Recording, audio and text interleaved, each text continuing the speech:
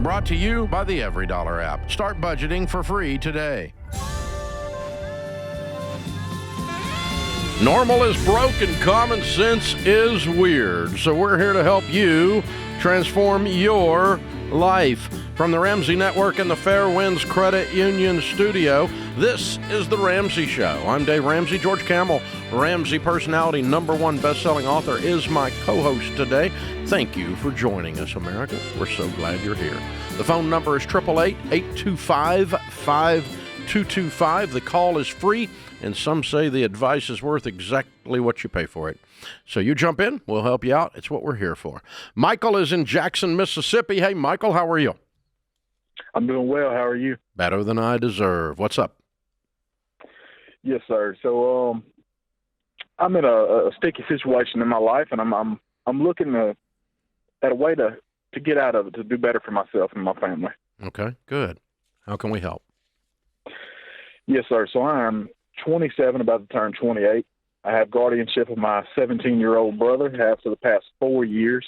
I'm roughly $35,000 in debt, with a lease, some credit card debt, and a few other charge-offs on my credit. I'm pretty behind on most of all my bills at this moment. I'm a door-to-door salesman, and I'm trying to find a way out, man. Okay. Are you married? No, sir, I'm not. Okay. All right. And what are you making as a door-to-door salesman? I've been here for about 3 months now. My last month, I've made $3,500. Mm-hmm. It's the slow season at this moment. What do you sell? I sell roofs. So I'm a door-to-door salesman in the roofing industry. Mm-hmm. Yeah, not exactly a Christmas present many people buy in December, huh? No, sir, not at all. Yeah, if they buy a roof right now, it's because they really need one. Okay. Yes, sir. All right. So you made $3,500 last month. What'd you make the month before? Roughly $3,000. Yes, sir. Good. Okay. Good. Did they have any base for you at all, or is it straight? It's straight commission. They do have a what's it called? Draw. A draw. Mm-hmm. Yes, sir. They do have a draw. It's based off of work orders that you get signed. For every work order, it's $500. Mm-hmm. But getting a work order signed is similar to getting a roof bought. Yes, sir. And people look at that as a contract. It's hard to get by, but not impossible. What were you doing before that? What were you doing 4 months ago? Before that, I was a car salesman at Toyota. Mm-hmm. And you think you're going to make more at this than that, obviously, or you wouldn't have done it. Yes, sir. Absolutely. Okay. All right, cool. All right. You said you're 27? Yes, sir. Okay, good. Good. All right. So your first rule of thumb is take care of your household first. Okay? And that means buy food, not eating out, food for the refrigerator, and food for cooking. And that means take care of utilities, lights and water, heat, gasoline for your car. Okay? That means pay your rent or your mortgage. How much is your rent? $850 a month. Okay. You pay your rent. You don't get behind on your rent, and you don't get behind on your food. You start with those things. You follow me? Yes, sir. Okay.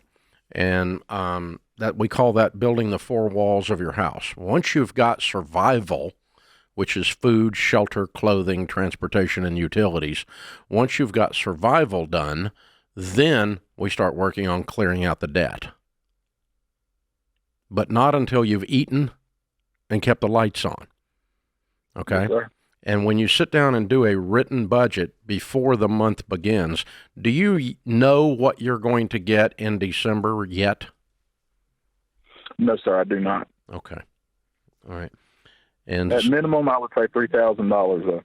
Okay. I've made that. All right. So why don't we sit down when you get off the phone? I'm going to hook you up with the Every Dollar app, the expanded version that we're going to pay for it. We're going to give it to you free, okay? And get you started. I want you to sit down tonight, and I want you to put $3,000 into that app. So you got $3,000 coming in. What are you going to do with it? We're going to be very intentional. And I just told you, food, lights and water, rent. We know we can do those. You got enough to do all that, right? So now we don't have to worry about being homeless or hungry. And that sets your brain free to start working on, okay, now the rest of it's a stinking Monopoly game. Okay? Once you know you're survived. So we get survival behind us, and now we can go play the Monopoly game, and then I want you to list your debts, smallest to largest, and any extra money, you pay minimum payments on all of those, and if you have money after you paid minimum payments and covered your necessities, then you attack that smallest debt and pay it off as fast as you can. So, like, let's say February, you have a huge $5,000 month. I want you knocking out some of these little debts and getting them out of your life and cut up the credit cards, and you're living on a written plan before the month begins, and we're going to walk with you and show you how to do it, okay? I've been right where you are. I've been scared and confused. The bad news is you got some debt. The good news is you're not afraid of hard work, and you know how to make money. And the good news is you're ready to learn. And the good news is your debt's not that bad. You can actually tear it apart. But I want you to get pissed off and attack it like your life depends on it. Yes, sir. And when you do that, you get wired up and fired up, man. You stick the stinking ball into the end zone.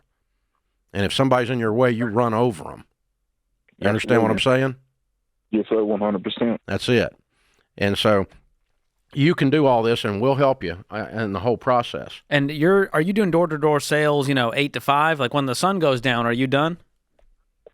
As of right now, yes, sir. I did just today put in an application. I'm looking to pick up a second job. It's a warehouse job from 7 at night until finished, but I'm assuming about 12 p.m. or 12 a.m. Yeah, that's good. That's like a UPS or a FedEx job during Christmas here. You can make some stinking money doing that. And if you've got a place to stack that and you know where it's going, it makes that hard work easier. Hard work that you don't know where it's going is a pain in the butt. Absolutely. But when you know, hey, I work that hour, I knock that bill out. I work that hour, I knock that next bill out. I'm going to get my freaking life back, man. I'm tired of living like this. When you get that thing going, that's when everything changes for you. And 1 year of that, man, you'll be celebrating your 29th birthday. Debt-free. Debt-free, if you do it this way. I think you can. Because I think your sales are going to go up. Because here's the thing. A salesperson who knows where the money's going to go from the sale is an excited salesperson. A salesperson who's scared and desperate and is afraid they're not going to eat, they smell bad. And a consumer can smell it a mile away. It's hard to make a sale. But when you're on fire, they want some of what you're burning with, man. And that changes everything. So just your attitude of attack on this will affect what happens on your sales. So I really do predict February may be the best month of your entire life. I think that's a very strong possibility if you're doing all these other things as a part of this program, because now you got a reason for doing it. You pick it up and put it down. You're picking it up and putting it down, man. And that personalized plan at every dollar, Michael, it's going to change everything. It's going to coach you just like we're doing right here, but 24/7 in your pocket. We're going to walk with you so you don't get stuck ever again. Absolutely. Absolutely, dude. And you're a great guy, man. You take care of your little brother. Look at you, man. What a stud. Go get him, brother. We'll help you. If you need some more help, you call us back anytime. Hold on. Christian's going to pick up. We'll get you signed up.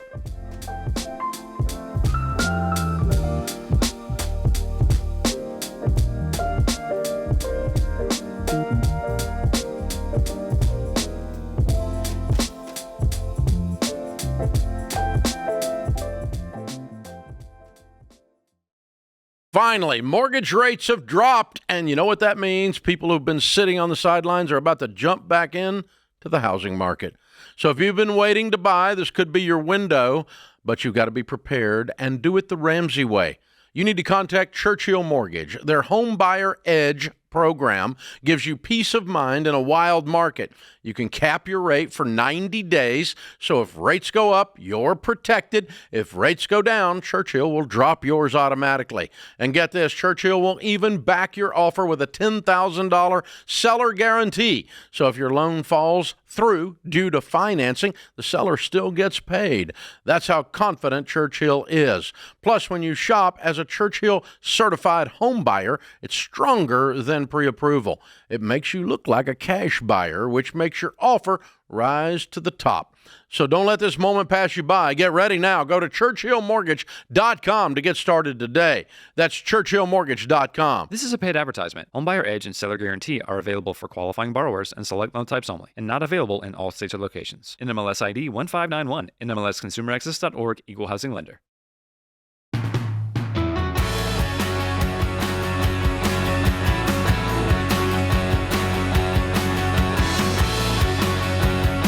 It's that time of year. In a few weeks, we're going to be doing a special giving edition of The Ramsey Show. And we want to hear some giving stories from you about how you've given generously this season. Or maybe a story where you've received something. But this is a show about generosity, to inspire generosity. This particular show is one of the most popular ones we do of the year, so we need some great generosity stories, whether you were on the receiving end or the giving end. Go to RamseySolutions.com/ask, put giving in the subject line. This show on giving is a Christmas time tradition. It comes up December the 18th, so go ahead and send in your stuff now, and we'll make you a part of the show. Jeff is with us in Chicago. Hi, Jeff. Hi there. Thanks for taking my call. Sure. What's up? Well, I've got a good news, bad news scenario. I have a 21-year-old son who's a college junior, and the good news is he's started to invest for the long term about 6-9 months ago. Started putting a little bit aside, has a portfolio, diversified, a long-term portfolio. That's the good news.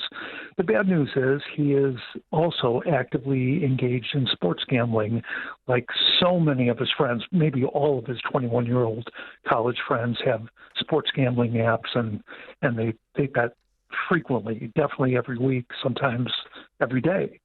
And my point with him is that if you're going to be involved in that kind of a risky, speculative gambling, app thing every day, that instead take that energy and apply it to learn more about short-term trading, like futures and options. I trade futures, I trade options. It's a skill, it's an art, it's something that's always challenging. But I've learned more about finance and probabilities as a result of it, not always a winner. But my point to him is gambling on sports is gambling by every definition. It's good that you have a long-term portfolio, but as long as you're open to the risk of loss, that you should be applying it to financial instruments and learning more about them instead of sports gambling. And the reason I can't communicate that is that the current conventional wisdom everywhere, like he's been reading Scott Galloway's book about long-term investing, is that you just buy things and hold them forever, and that's the right thing to do and the only thing to do. And that's the point where we're in disagreement. So my question is, how do I convince him that he shouldn't be gambling on sports, and if he's willing to risk money in that manner, I follow your logic, but it's like we're choosing between two things he shouldn't be doing. A college student shouldn't be playing short-term trading, and a college student shouldn't be sports gambling, period. So I don't want him to take that energy and do anything with it except something completely that's good for him. Neither one of those things are something I want to train him to do long term. So I follow your logic. I get how you got there because you're playing in it, and that's okay. If that's what you choose to do. But I wouldn't, any college student or any, someone in their 20s that called me and said, I'm sports betting, I would never tell them instead do short-term trading. I would just say do neither. And so I'm going to fall more on the Galloway side of things, I guess, in your mind than you are. But I think I would just, for a second, let's set the short-term trading decision or discussion aside and say, hey, the fastest growing addiction that is destroying young men in their 20s in America faster than anything I've ever seen in 30 years of doing this is online sports gambling. Yes. FanDuel is a portal to hell. DraftKings ain't king of nothing except their own pocketbook. And they're screwing an entire generation of young men because you don't win. That's why they can afford to buy ads on every I mean, they're back to back to back to back to back ads every time you turn on a sporting event. It's all I see is their crap. And no wonder. They're spending billions of dollars. You know where they're getting that? It's out of your kid's freaking pocket because they're screwing an entire generation. This is evil stuff right here. And so I'd be talking to him like this is cocaine, not like it's an alternative high-risk investment. No, this is cocaine. You are screwing around with cocaine. You're screwing around with fentanyl. You're screwing around with crack, and it's going to kill your little butt. You need to get away from this stuff. And if your friends are also stupid, they're doing it. Well, if all your friends jump off a cliff or you're going to jump off a cliff, that's a famous dad line, right? So I'm just going to drop that one. So anything I can do to get a young person or an old person to stay away from online sports gambling, it is the most addictive freaking thing I've ever seen. The number of people coming into our financial counselors around America, sitting down with Ramsey counselors that their entire lives have been destroyed by this bull crap is unbelievable. It's the fastest growing addiction in America, faster than cocaine, faster than drugs of any kind, faster even than porn, and porn is a really huge problem as well with this age group and with any age group, but this age group in particular. They're getting destroyed by their online access to this absolute bullcrap. And George, you've got some actual numbers on this. Yeah, well, I covered it in my book, Breaking Free from Broke, because I saw it. It's under the Investing Traps chapter, because I saw it as people trying to shortcut their way to make a little bit of money and enjoy the entertainment at the same time, which really worried me, to take the addictive nature of gambling, the ease of mobile apps, the bookies that stack the odds against you with this socially acceptable form of entertainment, quote unquote.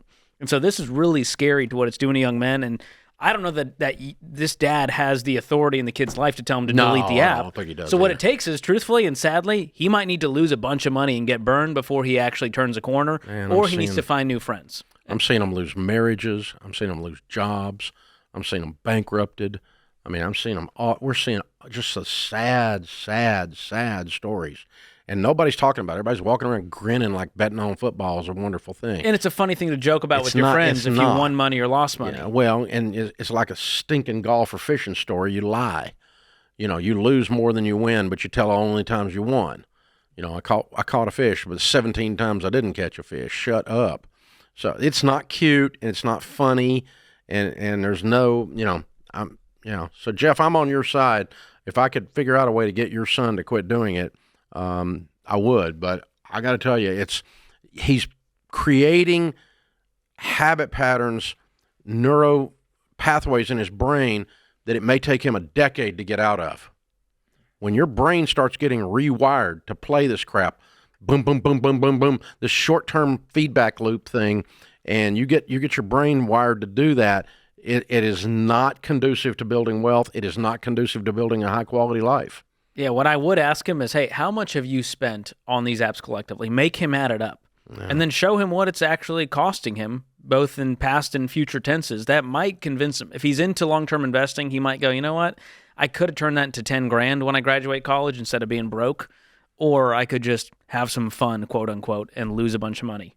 Yeah, these guys have got the algorithm. You're at such a disadvantage when you open up one of those apps because they have spent $500 million building the visuals, building the feedback loops to where they know once you stick your toe in there, and they lure you back in with another offer. Suck you in. Hey, here's a free bet on us. Come back in. They are the best in the world, and they're making billions of dollars at it, and at the cost of an entire generation being screwed over. So yeah, can you tell I'm a little pissed off about it? Yeah, this is evil, straight up evil. It's greed and it's out of control. And if you work for FanDuel or you work for DraftKings and you don't like me, well, I'll get over that. Guessing they're not going to be knocking on your door to be a sponsor, Dave. Well, they have, and we said you've That's got to actually be kidding. Funny. They even you've got to be. Well, that just shows how stupid they are. That they don't. They're just buying ads everywhere. Anybody, like, no, we're not putting that on, and we're not going to have anybody on here selling gold either. Good God. How stupid. If you're watching this on YouTube, it probably got interrupted with a FanDuel ad. That's how aggressive they are. They want to be everywhere, in your face, 24/7. It's exhausting. Bad news, boys and girls. Bad news. Hope I wasn't unclear.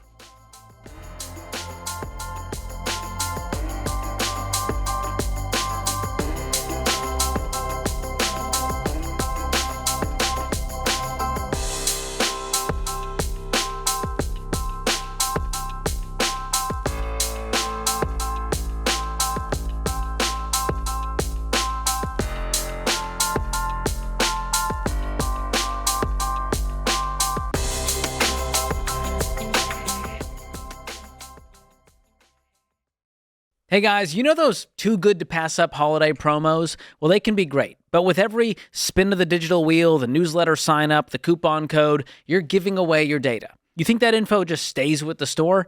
I doubt it. It goes into the corners of cyberspace where data brokers grab it, repackage it, and sell it to spammers, scammers, and generally bad people. The FTC just reported consumers lost over $12.5 billion to fraud last year. And that's not just a number. That's your money, your time, and your privacy. And that's why I recommend Delete Me, your digital cleanup crew. The Delete Me privacy pros dig through hundreds of these data broker sites, they scrub your info, and they keep it gone, which means fewer weird robocalls, fewer spam texts, and it's the gift that keeps on giving because it's an annual subscription. And Ramsey listeners can get 20% off those annual plans at joindeleteme.com/Ramsey with code Ramsey at checkout. Do it today. That's joindeleteme.com/Ramsey, code Ramsey.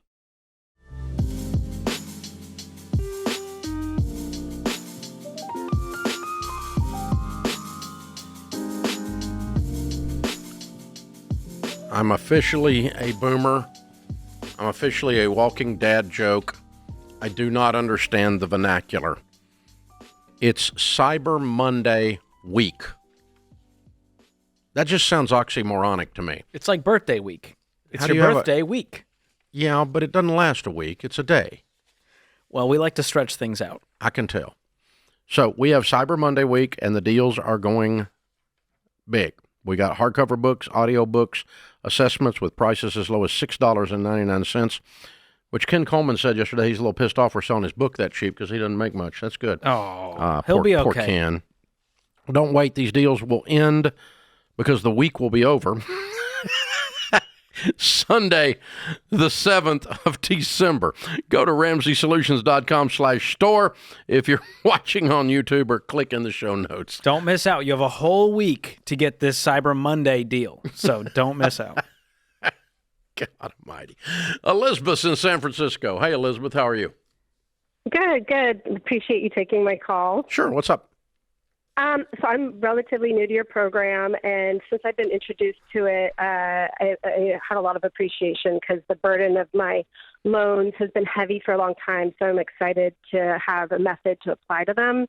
And what I have right now is $300,000 in loans. There's 4 of them, mostly student loan. However, the third largest one is not a student loan. It's from a certain program that my employer has where it's a no interest loan and with a very specific payoff date for a down payment on a home. So my approach up until being introduced to your program has been to put aside money every month for that. And so when that date approaches, which is 4 years from now, I will have that money. And I was just curious, how much? So your employer loaned you money, interest free, with a balloon payment for a down payment on a house? No balloon payment. So they gave me $85,000, and they said you have to hand this back in 10 years. That's a balloon payment. Oh, okay. I misunderstood. I assumed it would have. If it all comes due at once, that's called a balloon payment. All right. So. Oh, okay. Yeah. And so you have you have how many years left before you have to hand them $85,000? 4. 4 years. And how much do you have saved towards that? My total savings account is $60,000, but I have $25,000 of that in a separate.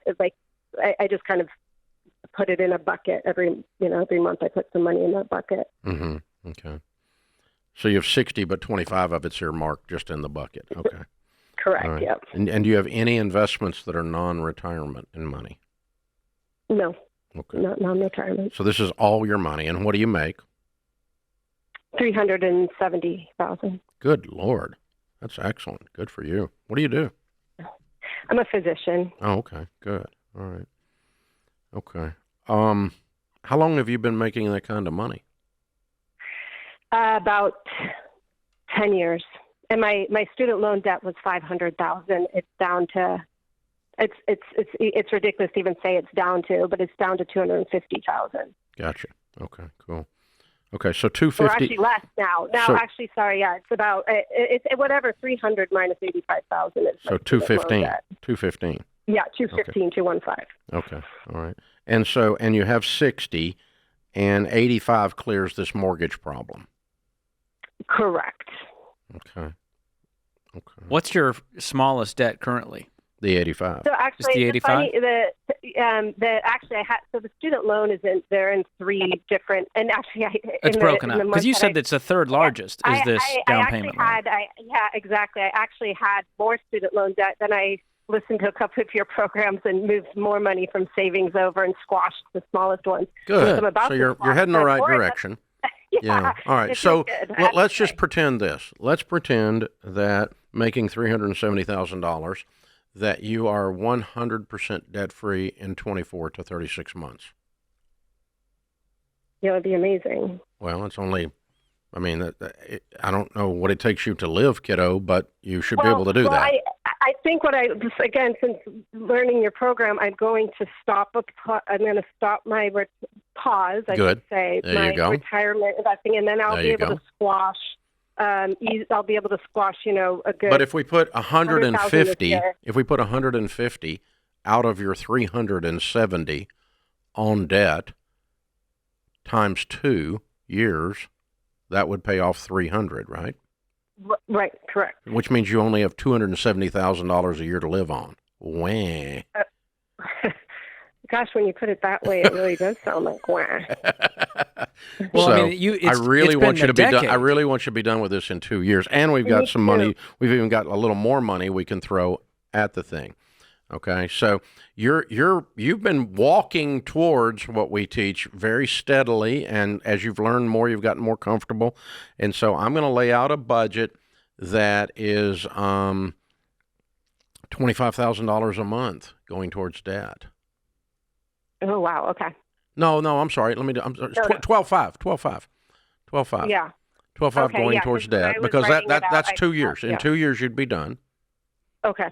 All right. And once I lay that out, what we normally tell people, and you've been listening, so you already know this, is to have $1,000 in your savings, which would put 59 towards these debts. You've already done some of that, but you didn't quite get enough belief yet to go all the way. It might take you a couple months to get to there because this is all a little fresh for you, a little new for you, and I'm okay with that. But if you can really start to see, $10,000 to $15,000 a month going off these debts, you're not going to be as scared being without a big savings account. Right.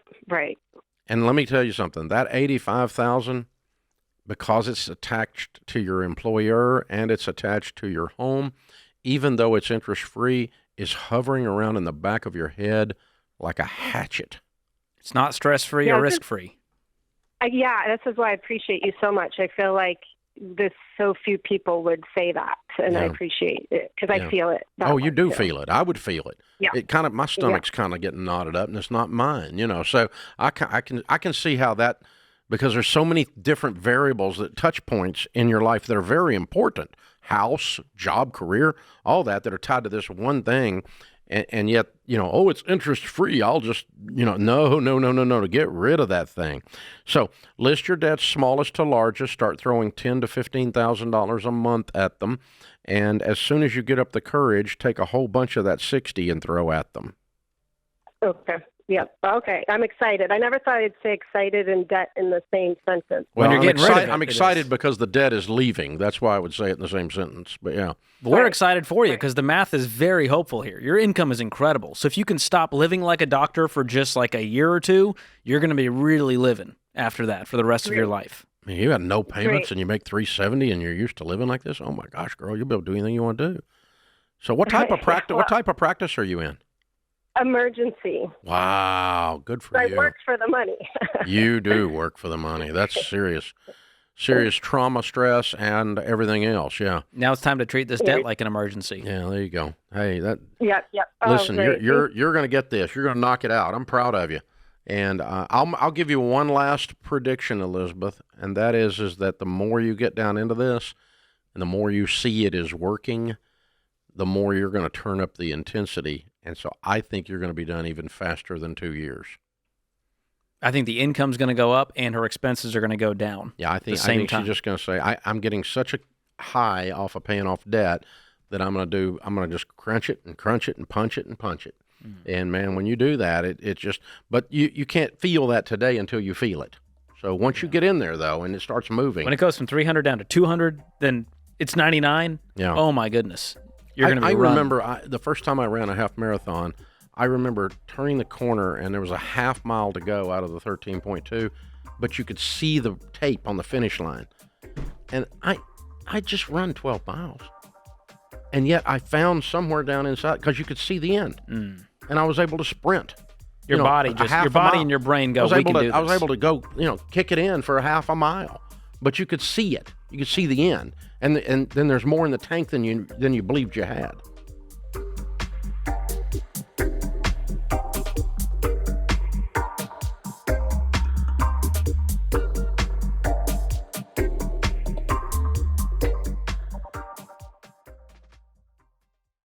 Everywhere you turn this time of year, someone's telling you to swipe a card now and pay later. But that mindset always leads straight to debt and post-holiday stress. Fairwinds Credit Union takes a different approach. They're here to help you win with money. Fairwinds doesn't push credit cards.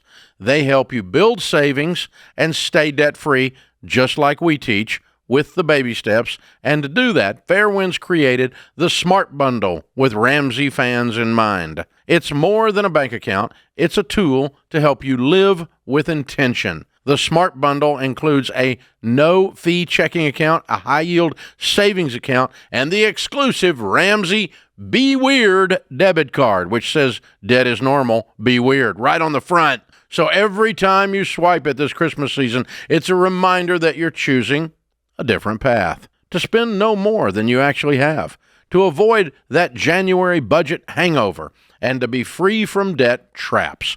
Go to fairwinds.org/Ramsey to open your Smart Bundle and get your Ramsey Be Weird debit card today. That's fairwinds.org/Ramsey, insured by the NCUA.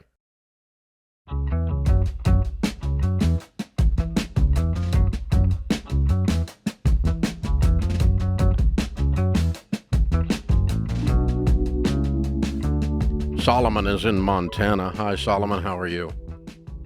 I'm doing good, Dave. How are you? Better than I deserve, sir. How can I help? Awesome.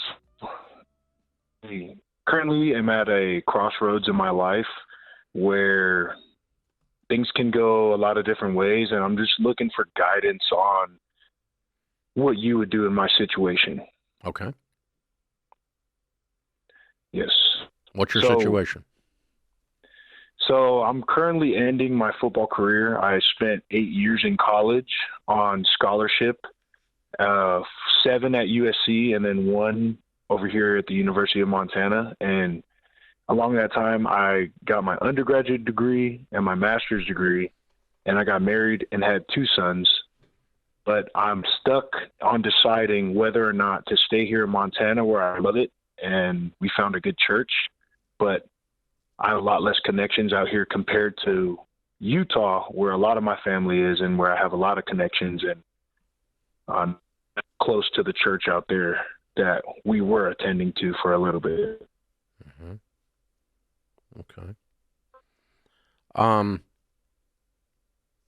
Are you in a metro area in Montana? Yeah, so I'm in Missoula right now. Okay. It's about like 100,000 people. Yeah, in so it's a Missoula big enough. County. What are you wanting to do? What's your career goal?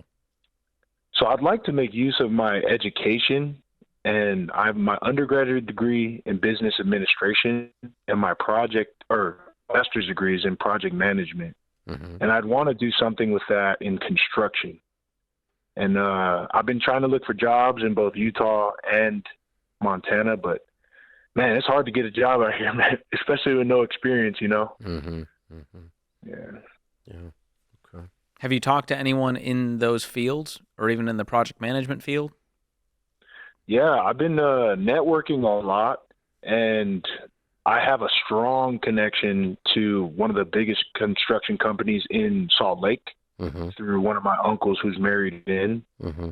But, yeah, I mean, I just Salt Lake, it's a hub. It's huge. It's mean. And out here in Montana, it's harder to make connections, but the connections you do make are a lot stronger. So I've been trying to network out here, but it seems a lot harder. How are you making a living today, sir? On scholarship, they usually give you a monthly stipend. And You're breaking up on us. Yeah, I didn't get the last part. I heard stipend, and then that's all we heard. Are you still there? yeah, I'm still here. Okay. All right. So normally we get a monthly stipend, and that's all I've been living off of the past 8 years. Is your wife working outside the home? No, she stay at home full time. We have a 22-month-old and a 6-month-old. Whew. Wow. What's the stipend every month? How much are you guys living on? About $1,500. Ooh. You're living off of $1,500 a month? Yeah, plus some EBT food stamps. Okay, so here's the thing. You obviously want to stay in Montana. All of your verbiage and your sentence structures are saying that. But you also know that it's probably not going to happen because you're probably not going to land a good job there with the limited connections and the smaller area. So it may be that to start your career out after college, your first job after college, which is what we're talking about, that you end up in a major metro area like your Salt Lake gig. You go take that for a few years, and then you make connections across the construction industry. You get some experience under your belt, and you may or may not move back to Montana someday.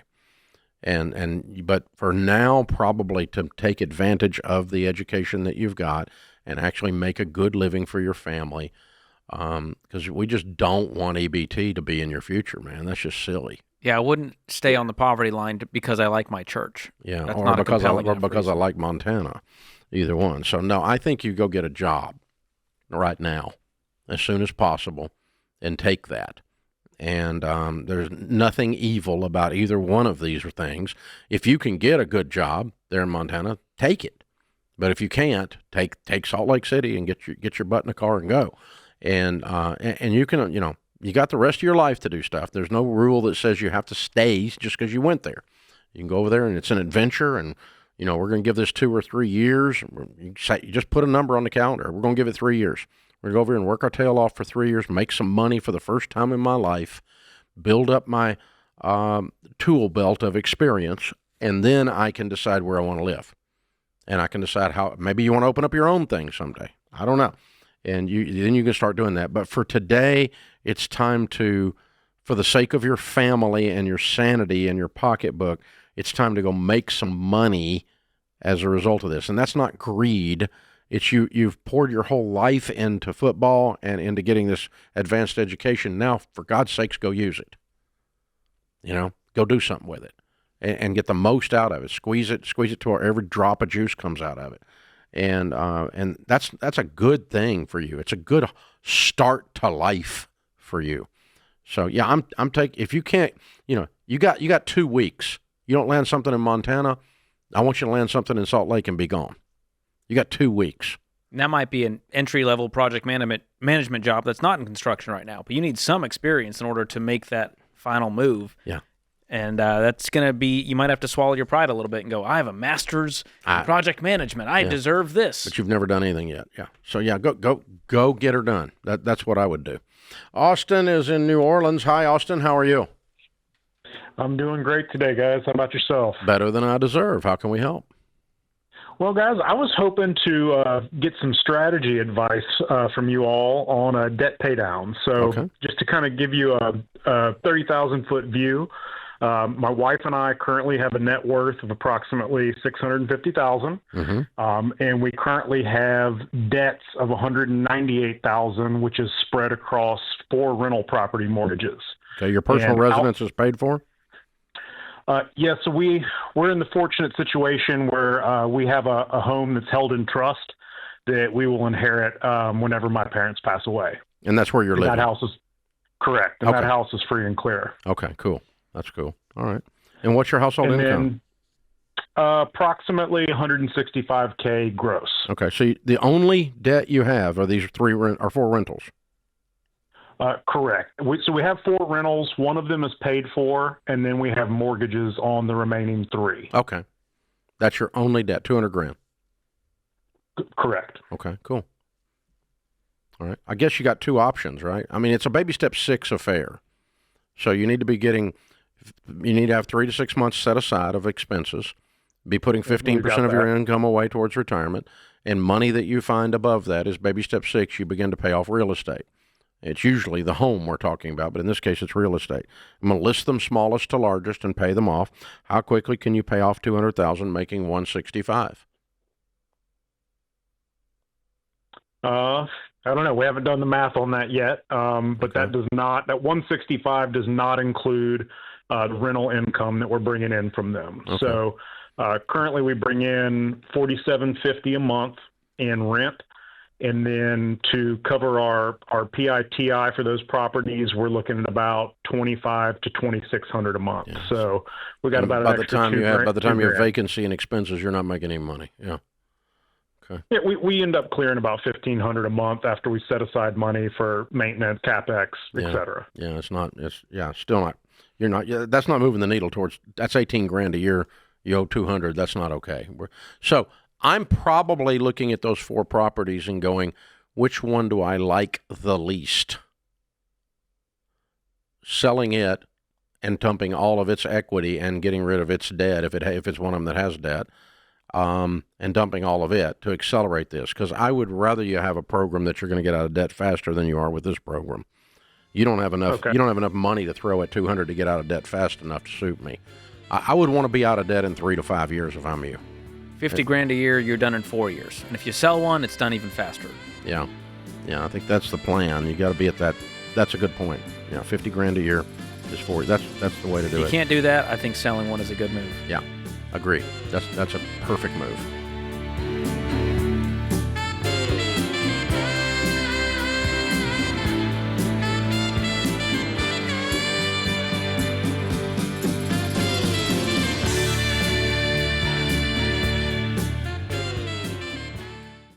Dave, we got a lot of calls on this show where life happens. One day someone's healthy, they're working, providing for their family, and then a curveball hits.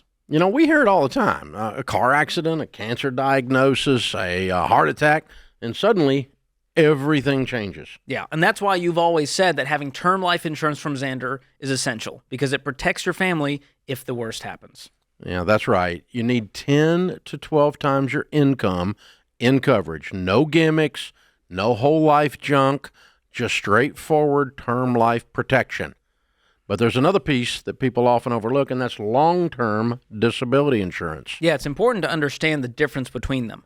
Life insurance steps in when you die. Disability insurance steps in while you're alive but can't work. So it replaces a large part of your income so the bills still get paid while you get back on your feet. Now, if your employer gives you free disability insurance, great, take it. If it's discounted there at a better price, take it. But if not, Xander can help you find the right plan. Whether you're single or married, it's not optional. If you're going to be out of work for a while, then you need to make sure the money's still showing up. And that's why Xander is our go-to. They make it super simple to get the right coverage at the best price, no pressure, no upselling. I've trusted Jeff Xander and Xander Insurance for over 25 years, and so has my family. So don't wait. It's fast, it's easy, and it could make all the difference. Go to Xander.com or call 800-356-4282. Protect yourself, protect your income, protect your family.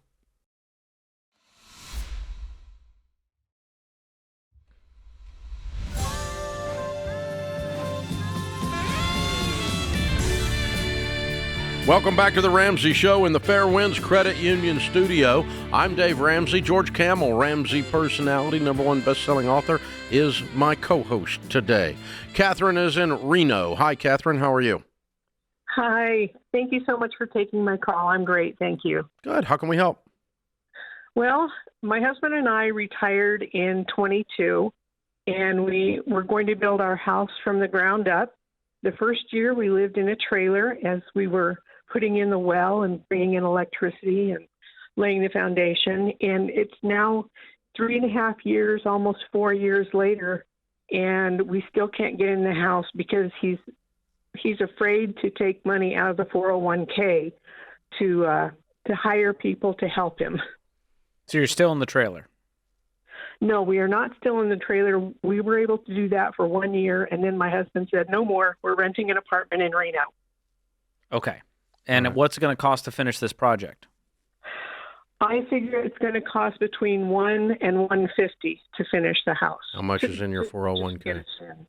Yeah. How much is in your 401k? $700,000. Okay. And how old are you guys? He is 71. I am 69. Yes, you should pull out 150 and finish it immediately. Thank you. I just want to sit on my front porch and have coffee with him in the morning. It's time. Yeah. Well, I mean, this was a bad plan. Yeah, it sounded good, and we were. It didn't sound good because you didn't have a plan to get the house done in a reasonable period of time. It's not. It's hard on a house to not get finished. Yeah. If it's not, you got to get the thing in the dryer. It starts rotting down on you. Yeah. I mean, you guys have been drag butting along for 3 years on this. Yeah. Yeah, this was a bad plan from the start, and so, but now we're where we are. For God's sakes, let's get it finished. It's a small percentage of your overall life, and you're not losing the money. You're just investing it in real estate instead of 401k. Right. Now, it's not going to create an income there, in the house, but it's also going to get rid of the rent. Yes. Oh, yes. That's huge. How have you guys been living so far? On what income? He has a pension and Social Security. And so you haven't even touched the 401k since you've been retired? Yes, that's correct. Yeah. Okay. So if you continue down that path, even the money that's left in the 401k would double after about 7 years. Yeah, that would be awesome. So you're 76 and you're sitting there with, $1 million. If you leave 500 in there and it doubles. Yeah. That's a pretty good I life. feel so much better now. Thank you, guys. I hope he's convinced. That's the big question. Is he going to go along with this? Yeah, I think he will. I think he's getting tired of it too. So it just, it just took him getting tired of it all for me to, want to ask. Yeah. Well, he had this picture in his mind of being able to build this house with his own hands, and he didn't understand how hard it was going to be and how long it was going to take. That's very true. And now so we're kind of giving up that little macho dream there. Yeah. Yeah, and just finish it so Mama's got a place to drink her coffee, for God's sakes. He's tired. I ain't been doing this but about 4 or 5 minutes. I'm tired. Yeah, I'm half his age, and I don't have the energy for this. So I'm impressed he even attempted it. Hillary's in Vermont. Hi, Hillary. How are you? Hi, I'm good. How are you? Better than I deserve. How can we help? Well, so I'm in the process of trying to pay off student loans, and between, my federal loans, there's about, there was 21 to start with. How much? But now there's 18. There are 21 loans? Yeah. 21 loans.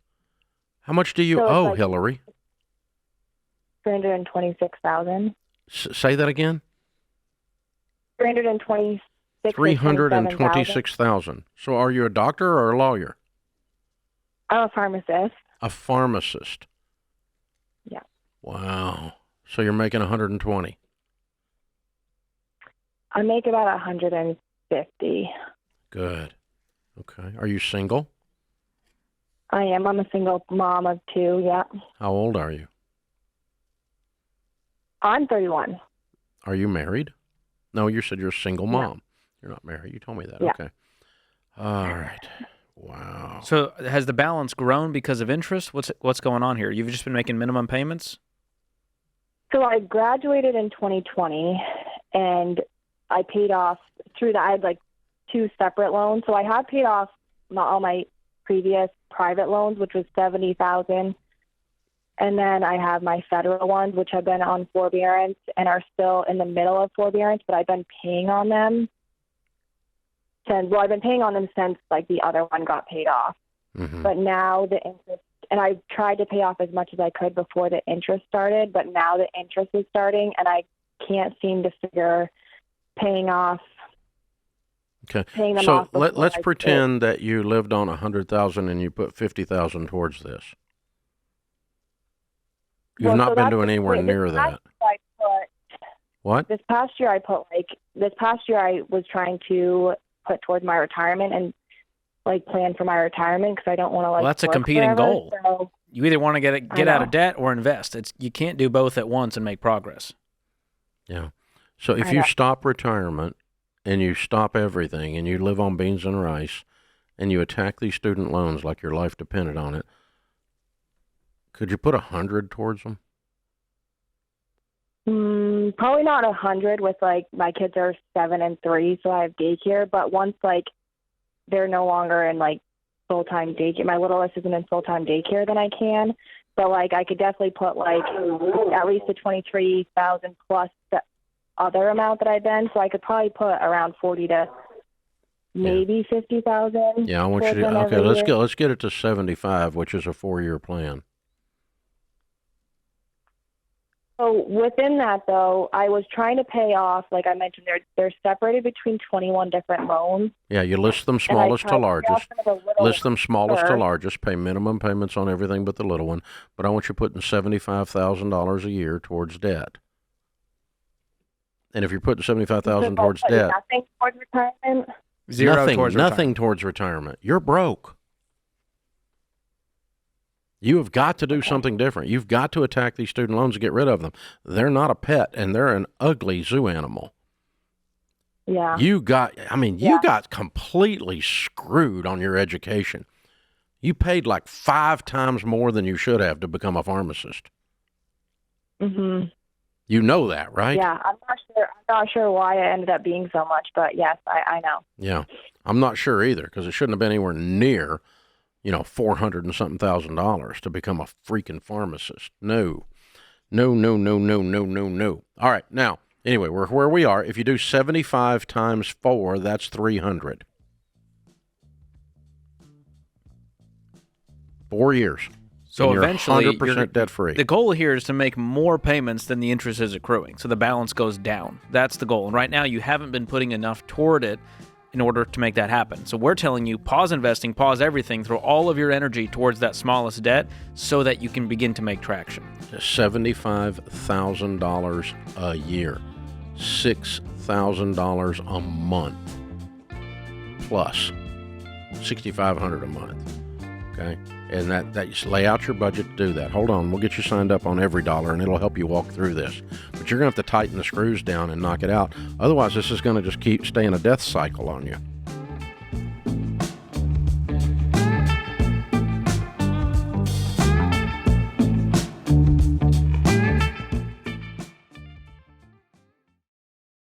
Owning a business can be a heavy load. You want to serve your customers well, make a healthy profit, and grow. And your team, family, and customers are all counting on you. And now everybody's talking about AI like it's magic. And you're wondering how to keep up. You're carrying a lot, but you don't have to do it all alone. That's where NetSuite comes in. Over 43,000 businesses, including Ramsey Solutions, use NetSuite to lighten the load by bringing all their numbers into one system. Accounting, inventory, CRM, payroll, the works. And now NetSuite's AI takes it further, automating busy work, flagging inventory issues, spotting cash flow problems in real time, and catching risks before they hit. So you're not just closing the books faster, you're making decisions confidently. And when your numbers are right, that takes a lot of pressure off your shoulders. And yeah, switching systems is a big move, but NetSuite's Suite Success process gets you up and running fast. Go to netsuite.com/Ramsey for a free product tour and to schedule time with a NetSuite rep. That's netsuite.com/Ramsey.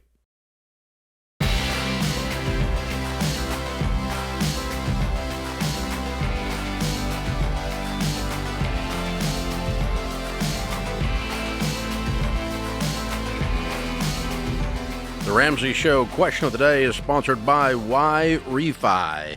You can't change the past, but you can change your next move.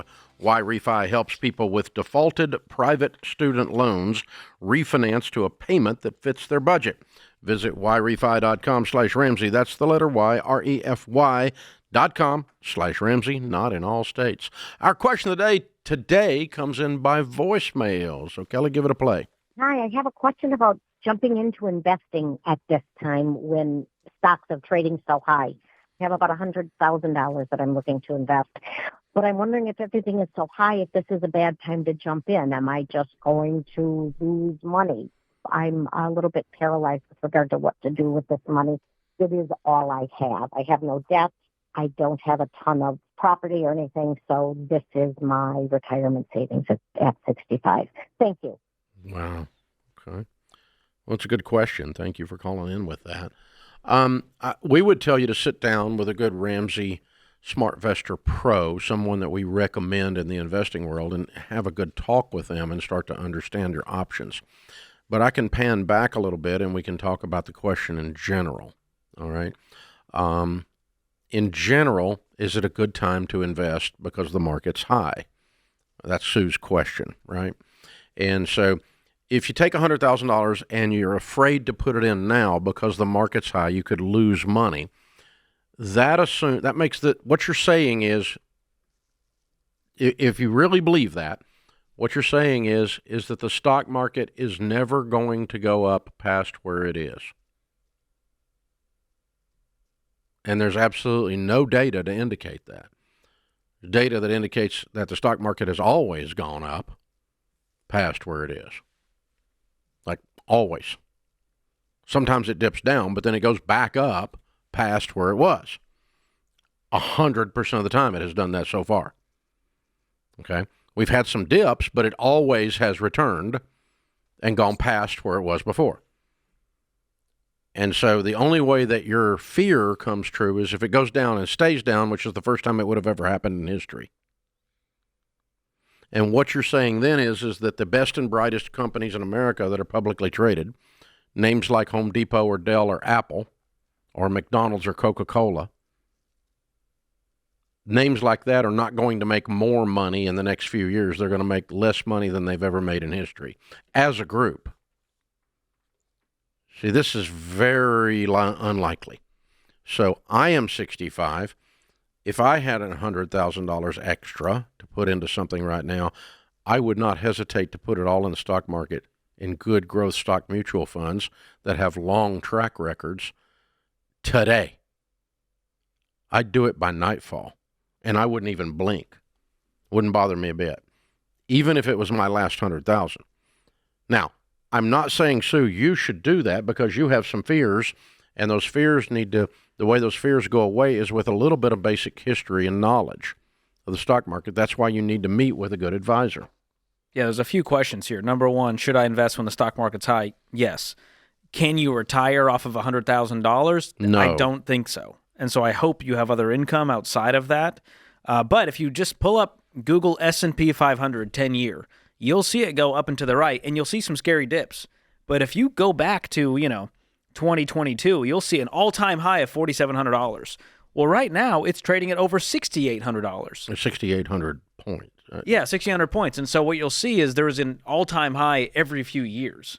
And so you're actually buying it on sale today. Because if you look at 2029, it's probably going to be trading higher than it is in 2025. Yeah. So that'll give you some hope if you pan back like Dave's talking about and get that perspective. And a SmartVestor Pro can help with that.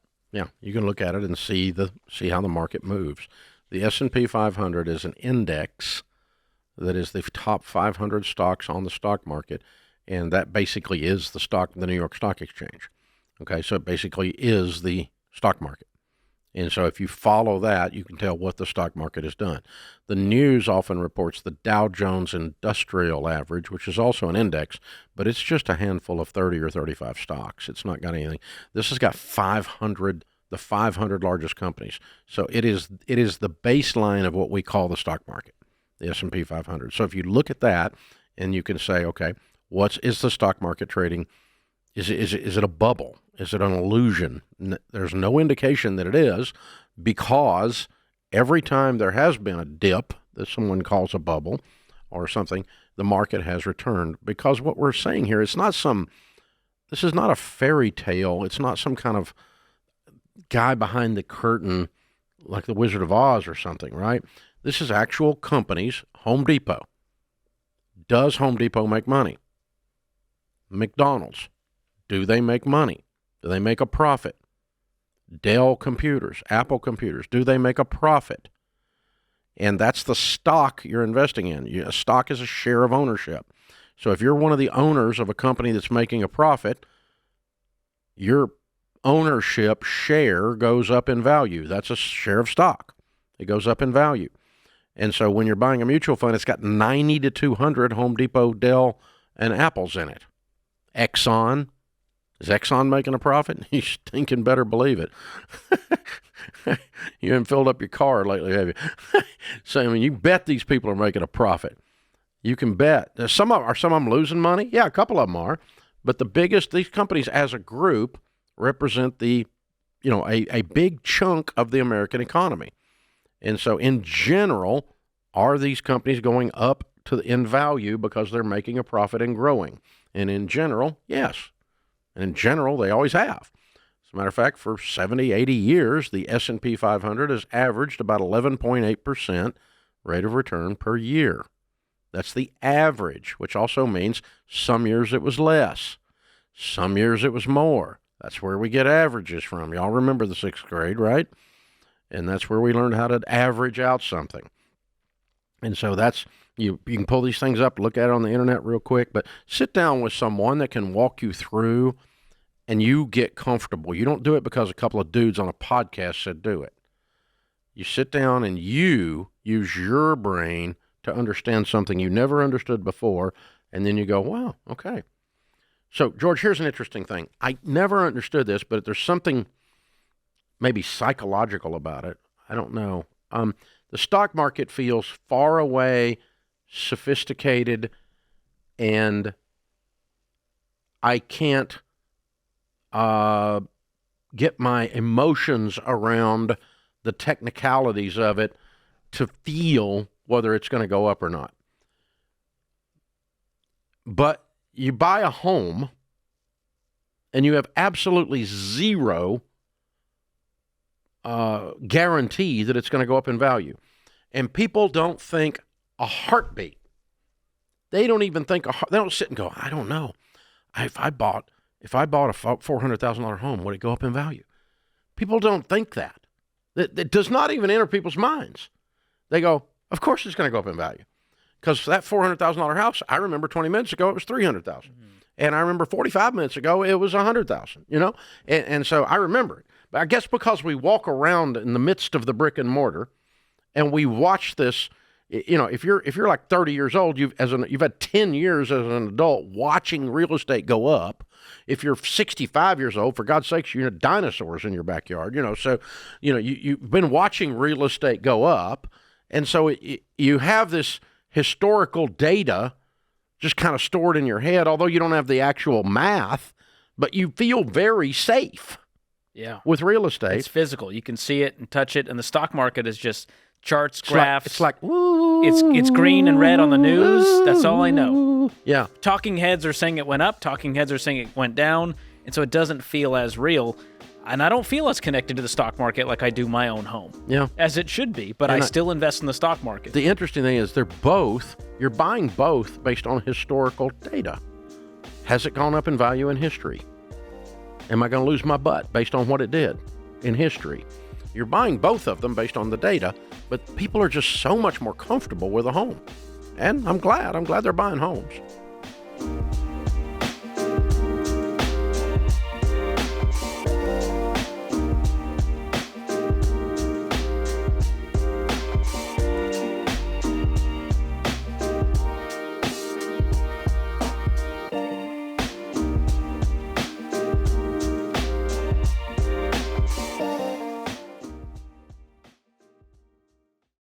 Hey, y'all, I'm all about keeping your budget in check, especially during the holidays. And that's why I always start my grocery shopping during the holidays at Aldi. From fresh produce to holiday favorites and charcuterie boards for parties, Aldi has it all. And at prices that will help your family save big, up to $4,000 a year for a family of 4. So do what I do for my family. Shop at Aldi first to save on groceries without sacrificing quality or holiday joy.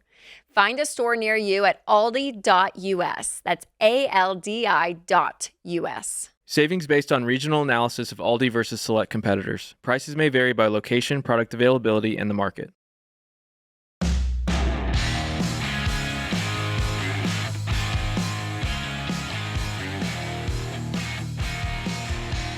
In the lobby of Ramsey Solutions on the debt-free stage, Mason and Katie are with us. Hey, guys, how are you? What's up, Dave? We are hype. Welcome. Level 100. I love it. Welcome. Good to have you. Where do you guys live? Parker, Colorado. It's about 30 minutes south of Denver. Got it. Cool. Well, welcome to Nashville. Thank you. Good to have you. And here to do a debt-free scream. Woo. I love it. How much have you guys paid off? It's $5.5 million in the last 3 years. Oh, my God. That might be a record for me personally, from what I've heard. Yeah. Wow. Okay, there's a story here. So Yeah. what is your range of income, pray tell, during that time? Yeah, well, before I'll answer that, I want to thank you. This is a bigger deal than we can ever express. I'm actually almost in tears. Okay. 20 years ago, I didn't expect to cry. This is crazy. 20 years ago, I was introduced to you. I had a buddy. He was getting married, and the FPU was at our church, and we were stuck in the proverbial 3-hour ski traffic coming home. And he popped in the CDs, and I'm like, live on less than you make and save and pay off debt. This guy's a freaking genius. And so I started just inundating myself with it for 2 to 3 months. I was single at the time. And God just absolutely gripped my heart. I've since become a financial advisor, and the long story short is because of everything that you guys have done for years. And I met my now wife 3 years after that. I've been a financial advisor ever since. I was an ELP for almost 5 years in the Denver area. So this is more than just a moment to us. We've been leading it at our churches for 15, 16 years, Wow. FPU. Thank you. We got 4 baby girls. Love and it. So, I mean, I'm hyper emotional. We're hyper emotional, but the deepest of thank yous. You literally changed the trajectory of my life, which then turned into our lives, our girls' lives, our faith community, everybody, our team. We got 10 people that work at our company now. Wow. I mean, it's rippling because of what God did through you. So that's why I'm choked up. And that's why we're super hype. That's amazing. I'm trying to tamper it down, but I'm over the moon. We're over the moon. So that's wild. Thank you very much. And thank you for leading the class all those years and all the people you've helped. That's absolutely incredible. Yep. So what was $5.5 million? Yeah. So the other long story short is when we got married, we came back with $63 in our bank account from our honeymoon. So we were broke as a joke. I was working 2 and 3 jobs, and I started the path of, I gave myself 1 year to be a financial advisor. She was working her full-time job, making $40-45 at the time. We finished paying off our debts when you were, I think it was the Fox Business Show. So 15-something years ago, we were on there. Our consumer debt. Our consumer debt. Yeah, her paid off her last student loan. Never had consumer debt since then. And buying a house, and then another house, and then our third house. So the everything grew over that time, just above and beyond anything I could have ever imagined with what God did in our business. We're the sole owners, but then in the last 3 years, the business revenue has been between $2.5 and $4.5 million. Mm-hmm. And at any given time, it's 15 to 25% of that is going to staff and rent and all the things. And then we always had our mortgage at about that total number is about half and half with our mortgage. And then the other half were 2 retiring advisors sold their book to me. Oh, okay. So it's not consumer debt. We didn't go take out more debt. Okay. And so it's kind of like working for free. So that was on a 5-year note. We paid it off 2 weeks ago in 3 years. The house we put on a 10-year. We paid it off 2 weeks ago in 3 years. So that's the long story short. So what's the house worth?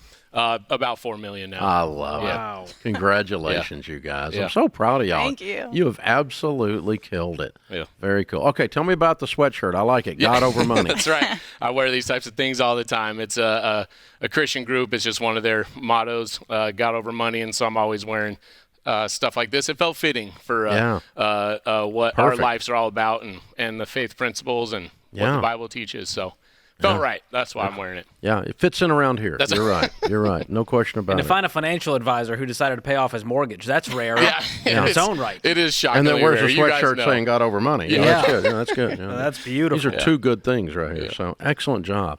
So now the books of business are clear. The house is clear.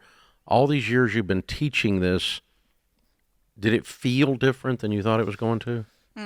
Yes and no, because I've had so many clients that have paid it off, and I've kind of like lived vicariously through that. And I've listened to the show, we countless times, led the class. But also when it hits, like today. Yeah, but when it happened to you. Today's our first day that we were supposed to have our mortgage payment zapped today. And so it's also fitting that we're here because it didn't get zapped out today. So it's going to sink in this month and next month. And so, yeah, it's somewhat as expected, and it's also sinking in as we speak because I'm like, wait, it's not coming out of our account today. I will say, I thought that when we went to the bank and we were all excited and we had our big check and we thought they were going to maybe have confetti cannons and throw us a party, but it's pretty somber. So the bank is not happy. I was like, wait, they're not happy that you're not in debt. Yeah. You got to bring your own soundtrack and confetti. That's what we did. We made it fun by ourselves, yeah. Oh, that's incredible. Well, this is I the would real leave a mess in their celebration. parking That's right. lot. Yeah. That's right. You guys get it. You know this is good. This is good. The bank didn't get it. No, they're not going to get it. Wow. So what's next for you guys? You're still so young. You got your whole life ahead of you. What do you do now? Outrageous giving, even more than we've been doing. Baby step 7 to the fullest, and that's the short answer. It's that simple, and just we teach, and we basically Dave Ramsey people's lives, as we kind of jokingly say, professionally. So it's going to keep serving and pouring in like we've always done. Yeah, and I just have to say, to God be all the glory, and you guys are so amazing, and ultimately you're just teaching biblical principles. So our goal as a couple is to just try to model that and encourage the people that we know to do the same and to experience that kind of freedom that you guys have. It's seeded into our lives. I only went to Financial Peace University when we were dating to impress him. I didn't really care. But now I'm just eternally grateful for the trajectory that it set us on. And we actually debated doing this because we didn't want it to seem, showy or anything like that. But then we ultimately were like, this is about inspiring other people to just get rid of the chains, and experience freedom. And so we plan to just give as generously as possible, to continue doing that, to make that part of our legacy, to instill that in our 4 daughters, and share the wealth. Amen. Yeah. Well done. Yeah. Well done. So tell me you're going to do something fun. I mean, this is it. This is the start. This is the No. surprise trip. I mean something fun. What are y'all really going fun? Oh man, we love trips and quality time with our family, so we'll do more. So we'll do it. We'll do a good trip. Yeah, we'll do a good trip. This is the trip. This, all joking aside, this is our moment. Yeah, but sure. we'll keep doing, but we love doing trips with others and blessing them to get some investing in memories. And so maybe get myself a hot pink car. That's right. Might be my fun thing. we got now 4 we're girls. going. Yeah, Now we we're got 4 going. girls. We got a lot of hot pink. That's our thing. Yeah. How old are the girls? They're 9, 11, 13, and 15. Wow. Yeah. So they're old enough where this is a memory for them, watching mom and dad sacrifice and hustle to give them the most incredible life. Yeah. Yes. Yeah. And I just have to give him a little shout out too, that in those early days when this change was made, this was side gig after side gig, umpiring, Etsy jobs, anything we can do, eating peanut butter and jelly sandwiches for years in order to establish getting to that point where we could just snowball to this point now where we can actually pay off our mortgage. So he just worked so hard and has run his business through your EntreLeadership principles, and the culture has formed within that, and God's just been so good and blessed that. And I know it's just because it's been so honoring of God throughout the whole process. So yeah. That's sweet. That's very good. Yeah. It's faith and tenacity and character. It's all woven in there, and it's why you guys are here. So you guys are rock stars, man. Let's go. You're very We're cool. so grateful. What Thank you guys. What a great visit. Thank you to the you whole for coming entity. You built an amazing thing, each and every person in here. This is special. It's literally life-changing. Changed our lives in every sense of the word. God is good. Thank you guys. Thank you, Dave, for day one. We appreciate it. You guys are amazing. I'm so proud of you. Thank you. Mason and Katie, Denver, Colorado, $5.5 million paid off in 3 years.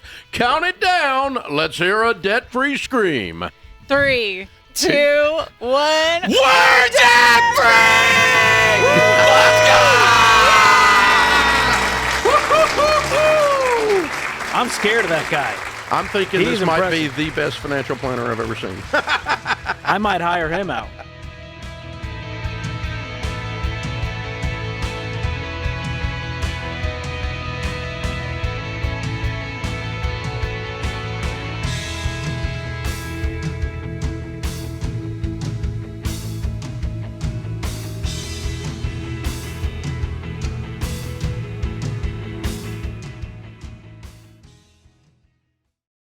The holidays are supposed to be joyful, but they can also be expensive. Between gifts, travel, and about 1,000 limited time offers, your budget can start feeling anything but merry. And that's why I love this. Boost Mobile helps you treat yourself and your wallet. Right now, you'll pay just $10 a month for your first 2 months. Then, only $25 a month for unlimited talk, text, and data.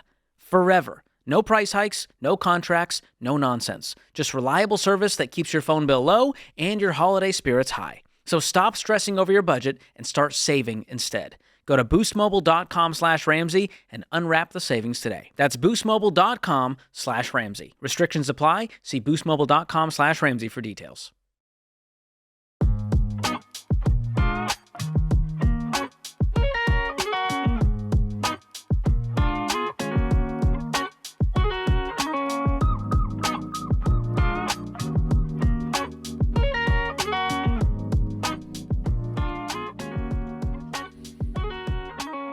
Spencer's in Idaho. Hey, Spencer, how are you? Good. Thanks, Dave, for taking my call today. Sure. What's up? Yeah, so I'm 22 years old. I'm close to my associate's degree in business management, and I've been working for an excavation company for 2 years. Earlier this spring, my boss offered to sell me his company for $750,000. It's got about $1.5 million worth of equipment, and we do right around $2 million of revenue a year. I'm calling to ask if this is a good financial decision at a young age like me, or if I'm in too much over my head. What is your position with the company? So right now I'm just an operator. That's what I've done for the last couple of years. I'm new to the industry, so I've just been learning as much as I can. Mm-hmm. I have kind of become more of a lead, like a crew lead or manager over the last 6 months, but that's where I've been. Did he approach you specifically with this deal? Yes. So one of my coworkers was the one that initially brought it up, and then he liked the idea. He's 74 years old, and so he's looking to get out of the business, and I was interested in getting in, so that's kind of how the conversation started. Yeah. Okay. All right. Well, I mean, the analysis is this: you've never run a business, and No, now we're talking very about young. running a business that has $2 million gross revenue, and you've never even been in operations. The only thing you've operated is a bulldozer. And so, that's the downside, right? I mean, you don't know what you're doing. Yes, that's true. And so it's not because of your age. If you were 52 and you had never run a business, you've never run a business. And running a business is a series of skills, like running a dozer is a series of skills. It's just different ones. So it's not that you can't learn it, but that's your big leap right there. And I'm a little bit not understanding why he's selling a business that has a top line of $2 million but has book value of $1.5 million worth of equipment for only $750,000. So you could sell off half the equipment and be clear the first year, right? Yeah, that's true. A lot That's of his weird. equipment is Why doesn't he really just sell old. off the equipment and make twice the money? I feel like a lot of it's because the equipment's really old. And Well, also, is it worth $1.5 million or not? Yeah, it is. Yeah. It has anything to do with how old it is. If you bought the business and turned around and sold off the equipment, let's just play pretend for a second, okay? Here's how dumb this is. You buy it for $750,000. A month later, you sell off the equipment for $1.5 million and close the business and put $700,000 in your pocket. Yeah. That's weird. Okay. That's you see what I'm saying? That doesn't ring. That doesn't ring. There's Something's something just wrong. off about this. There's something wrong. Why? How did he get to this valuation of $750? Was it just a wet finger in the air? Well, we're only working 9 or 10 months out of the year. Where the profit margins are pretty low. They're 7 or 8%, and he is financing it through himself to me. And so he feels like to be able to pay the bills and make that payment, that's where it needs to be to make it work. Okay. Yeah. Well, okay. So what kind of, you're making a 7 or 8% margin, so you're making like $150,000 a year off of $2 million. Correct. Profit. Yes. Profit. Yes. Yep. Net taxable income. Yep. Okay. Based on that, it's not worth $750. Okay. It's worth $400. $300 to $400. Okay. But the other problem is there's another way to value a business, and that's book value, which is if you close it and sell off all the assets, what would you get? And in this case, you'd get $1.5 million. So, if you didn't have the high book value, then this thing would be worth nowhere near what he's asking based on its profitability. So he's correct in that. He's trying to set you up to where you can at least stay open and pay him the $750. But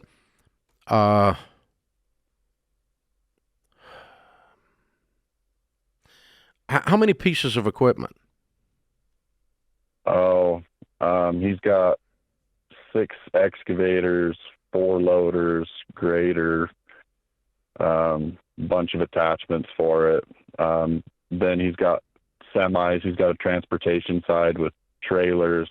He's got a lot of equipment, but there is no land. This 1.5 million is just an equipment. I got that. Okay, so I'm just trying to think, gosh, if I were advising him, I would advise him to close the business and sell the stuff. He'll make twice as much. Okay?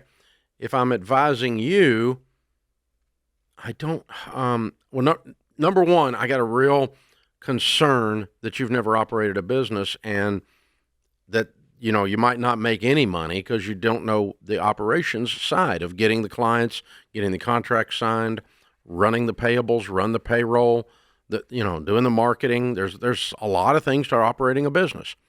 And I would love for you to have been mentored as his vice president of operations for 2 years before you called me and asked this, and then it would have been an easier answer. You see what I'm saying? Yeah. He does want to mentor me for couple of years, but he's wanting out pretty soon. Yeah. It's kind of like tossing a 13-year-old or tossing me. I've never operated a bulldozer. You toss me the keys to the bulldozer and go, hey, have fun. I got a feeling I'm going to knock the neighbor's house down, okay? So, because I don't know what the flip I'm doing with no instruction. But if he's going to come alongside you and instruct you for 2 years, then that helps a bunch. And then you said he's doing the financing to you with some seller financing deal. Yeah. So how would that work out? So he wants to finance it over 10 years, and I'll basically pay him $75,000 a year, and he wants it in quarterly payments. Yeah. But you could sell off 2 or 3 pieces of equipment and pay him off almost immediately. Yeah, that's correct. If that was the plan and you got 2 years of mentoring on operations and your plan is not to pay him off over 10 years, it's to pay him off over 10 months because you're going to liquidate enough equipment to pay him off, then I would be okay. You're going to have a debt-free business with $750,000 worth of equipment that you know how to operate, and you overpaid for it, but you didn't overpay for it because you got assets with it, so it's a weird calculation. You following all this gyration I'm doing? Yeah, I follow you. Okay. And hang on, I'm going to have Christian hook you up with one of our Entree Leadership coaches and give you a little bit more assistance than just a podcast radio show answer, and let one of our we coach 10,000 small businesses, so one of those coaches could actually help you walk through some of this. But I think if you know how to operate it and it's debt free, I don't care if you're 22. You're sharp talking to you. I think you can do it. It gives you wiggle room to figure it out and reduce your risk. Then you could. But if you've had somebody mentor you for 2 years on operations, and you turn around and sell off enough of the equipment to pay him off in the first year, and you operate a smaller business but a higher margin business because there's no debt on it, then I think you got a good foothold to go make some serious money. And Okay. the excavation business, there's really good. These margins are too low. Everybody I know in that business makes money. It's a money maker if it's operated right. Okay. And I think he's just kind of let things go because he's tired. So I got a feeling you can get your margins up 10, 15% and start making some serious bank on this. You could make more money with less equipment and no debt later on. That's where it could be your future. Interesting call. What a Spencer. riddle that was. Yeah, really.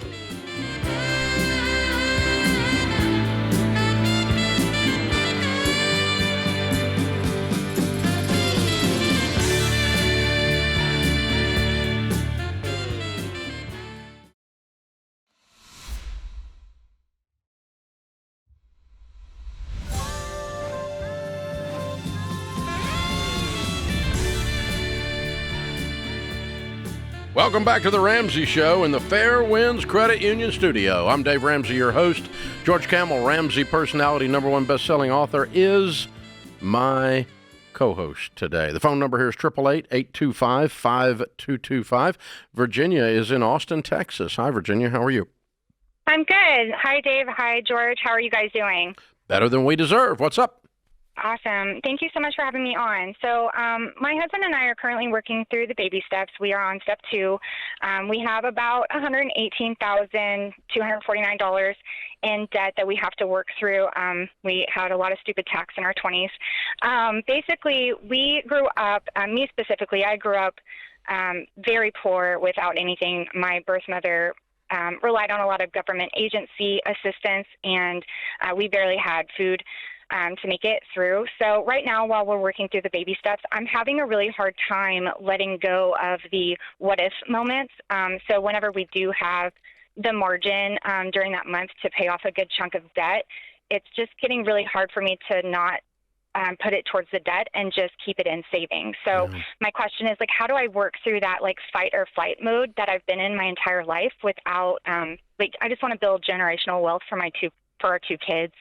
And you're amazing. So that's I really appreciate you. You're amazing. That's a great. thank you. Your self-awareness and the forming of your question is just excellent. Just very well thank done. you. Very Thank you. well done. So, what do you do for a living? So I actually work from home. I'm a retail support operations specialist, and my husband is a diesel mechanic. What's your household income? So household, we make after tax about $112,710 each year. Okay. So he's doing really well as a diesel mechanic then, and he should be. That's a great field. Yes. Okay. And your degree is in what? We actually both dropped out of college. We both have associates. He has an associate business, and I have an associate of arts. So we're actually just have an associate. Okay. All right. So I'm going to send you a copy of Rachel's book, Know Yourself, Know Your Money, and she talks a lot about in that book the things you were talking about here, which is like family of origin and how that affects how you handle money in your marriage and how you the feelings you have about money that you so clearly articulated, and all of those things. And I have a friend that was that never really got healed from what you're talking about, and he was worth several $100 million, and he worked, like 12 hours a day. Yeah. But he said, I grew up dirt poor, and for those of you that don't know what that means literally the floor of the house was dirt. That's what dirt poor means in East Tennessee, okay, or in the hills of Appalachia. And so he grew up in a dirt floor house. They called that dirt poor. I've heard it my whole life. And so, but he never got over his childhood, the trauma that his childhood represented on the subject of money. And so he just, he could never make enough. He could never save enough because he never got healed from that. Absolutely. And yeah, that's the beauty of your question, is you're the opposite end of that. You're seeking healing. And so, Dr. John Deloney gave us a great saying. I first heard him cover it back during COVID, but he's done a lot of trauma work. And for purposes of this discussion, we're going to declare your childhood traumatic.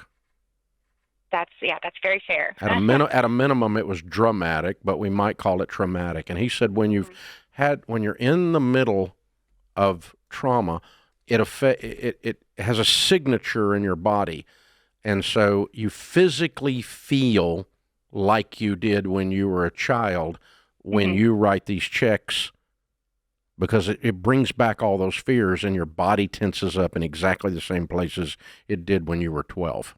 Yes, 100%. And that's how trauma works. He's explained that to me. I didn't know that, but he's got a PhD in this stuff. So he's taught a lot of us around here stuff like this. So he says when you're dealing with this and your body starts to remember and act like you're still broke, like you're 12 years old and you don't have enough to eat. Your body starts remembering that, but that's not the facts. He says the way to work through that is facts are your friends. And you stop for a second and go, okay, what are the facts? The facts are, I'm not my mom. The facts are, our kids are not in the same situation my kids are. The facts are, we make over $100,000 a year, and my husband has one of the most employable careers on the planet right now. The chances of him going without work is really close to zero. That's good to know. He actually just got promoted to diesel tech, so I'm very excited about that for him. And I'm telling you, he's never going to be without work as long as he physically can do the work. That's good. Because there's a shortage, and it's the trades, and the trades are booming right now. He's in a really sweet spot. That's a fact. So the fact is, you're so far away mathematically from your childhood that these feelings then are illogical, and you can begin to tell yourself that. Yes, yeah, and I do. I'm actually kind of the nerd of our marriage, and I have a paper. I do it old school. I have every dollar, but just the free version. So I do an old school like monthly budget, and I do it every 2 weeks just to see kind of where we're landing, to just show me, hey, you do make over $100,000 a year. You're insane. Stop acting like that. It's not insane. It's not insane. It's the result of bad things happening. If something bad happens, your body remembers that. And you literally physiologically relive that fear. Your shoulders tighten up. Your shoulders raise up. You're like you said, you're in fight or flight mode. And your lizard brain is kicking in instead of your high thinking, high functioning brain, because that's what happens when danger comes. And so 100%. We all face this. And so for different reasons, different things activate that, whether it's childhood or something else. And so, I think you just practice stopping when you start having that feeling and tell your body that it's wrong. Okay. Yeah, I can do that. I actually haven't told myself that it's wrong. Yeah, deep breaths. This is, you're wrong. We are not there. That's where we were when I was 12, but I'm not 12. I'm not my mom, and we're not in that situation. And no blame or shame. It's just where we are. The fact is, you're not in any danger. And it just takes a little while for your body and for you to retrain your brain to observe where you are. Does that make sense? It does. It absolutely does. And I agree with you 100%.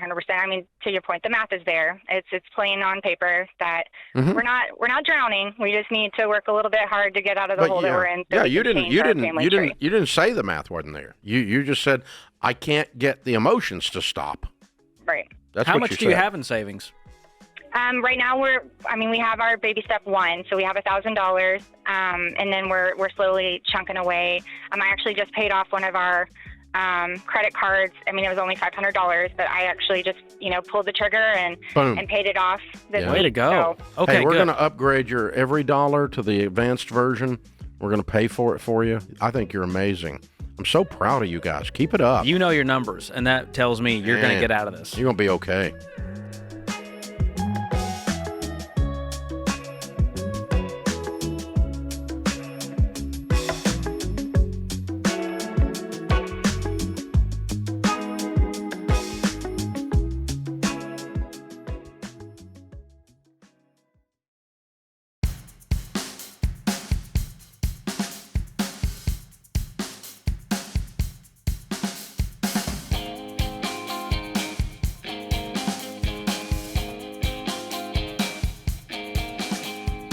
You know, our last caller talking about the feelings and the emotions around money reminded me of Jade Warshaw's new book, What No One Tells You About Money, the real key to getting unstuck from someone who's been there.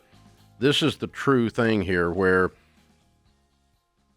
the emotions, Jade gets into the emotions in this book like no one else. It's really good because she dealt with so much emotion fighting through her and Sam paying off $465,000 of debt. So this is a great new book by Jade Warshaw, one of our Ramsey Solutions publishing endeavors.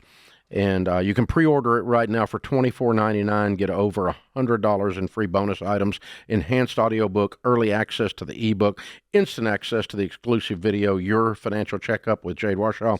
And here's what's cool. They're going to do exclusive 3-week online book club for those that pre-order that includes a live Q&A with Jade for 3 weeks. That's cool. That's going to be neat.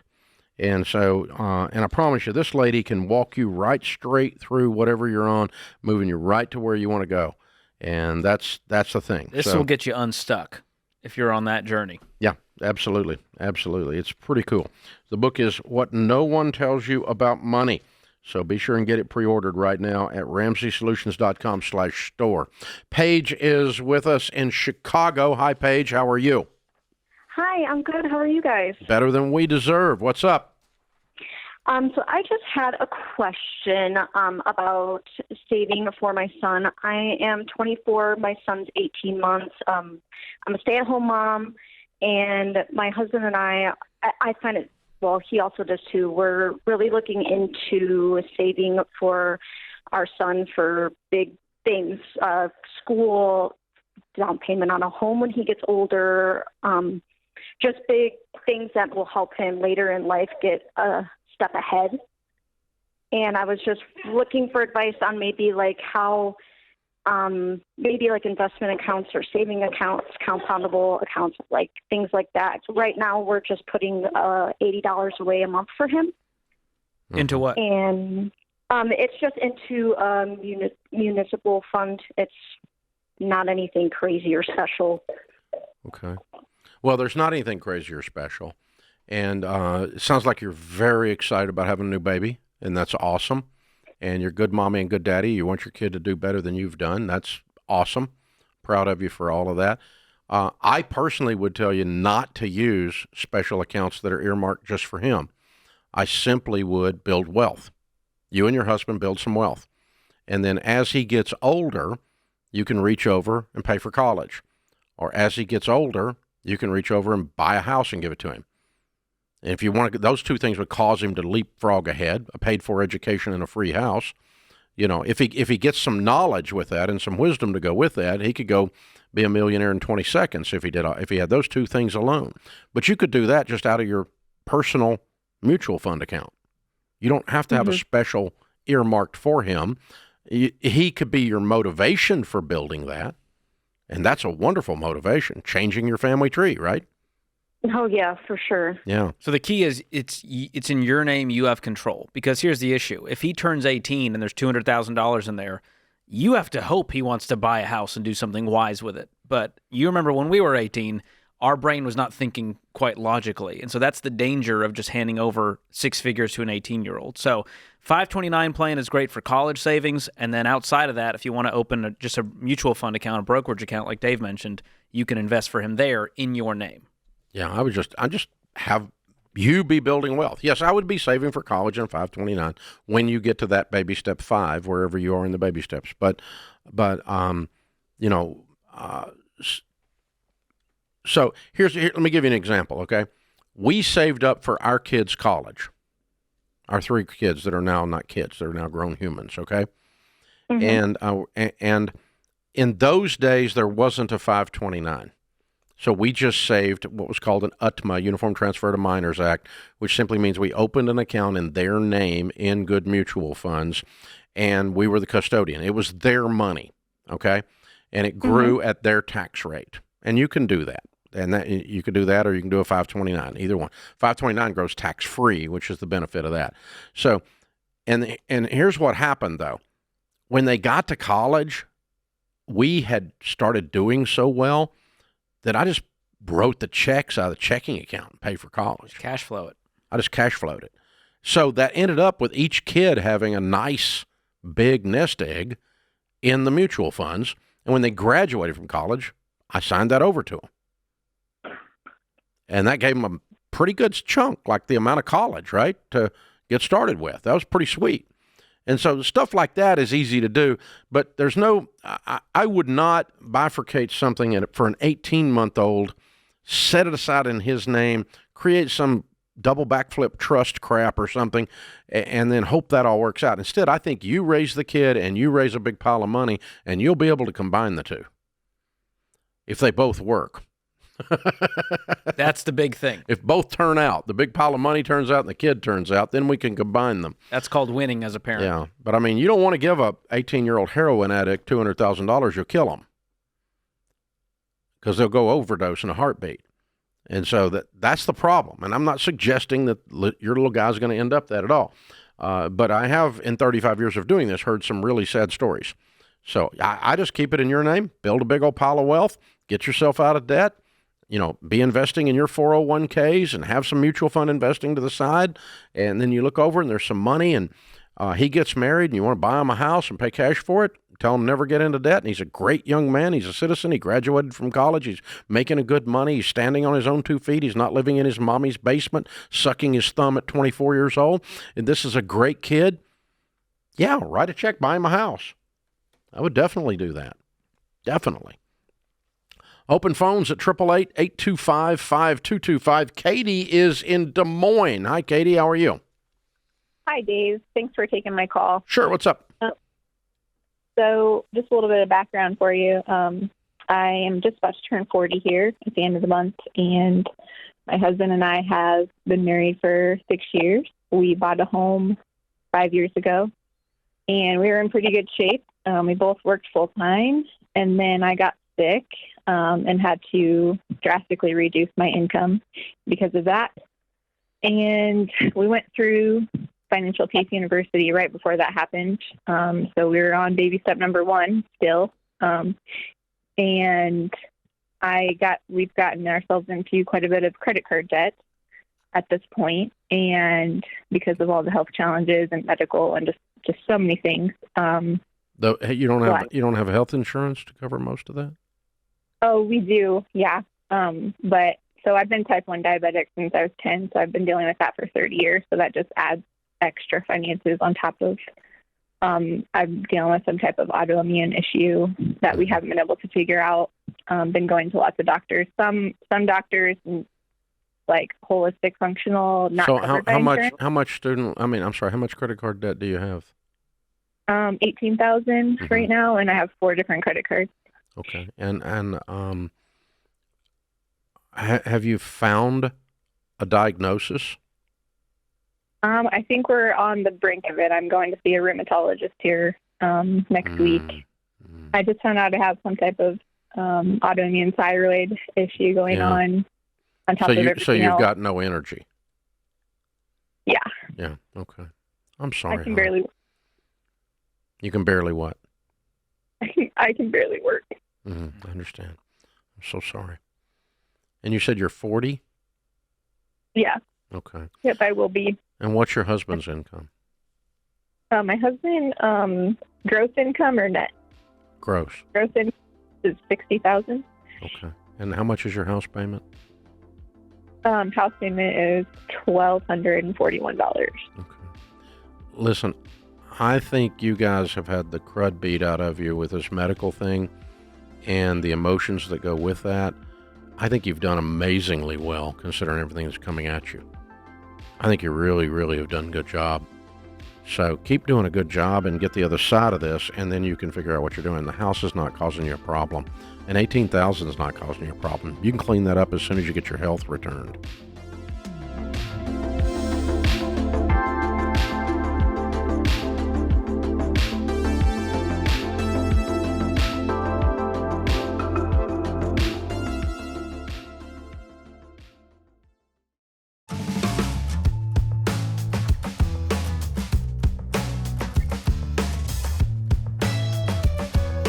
14 months ago, my wife Sharon and I went on a 13-day journey through the country of Turkey, visiting each of the churches of Revelation with an incredible Bible teacher who's become a close friend, Brad Gray.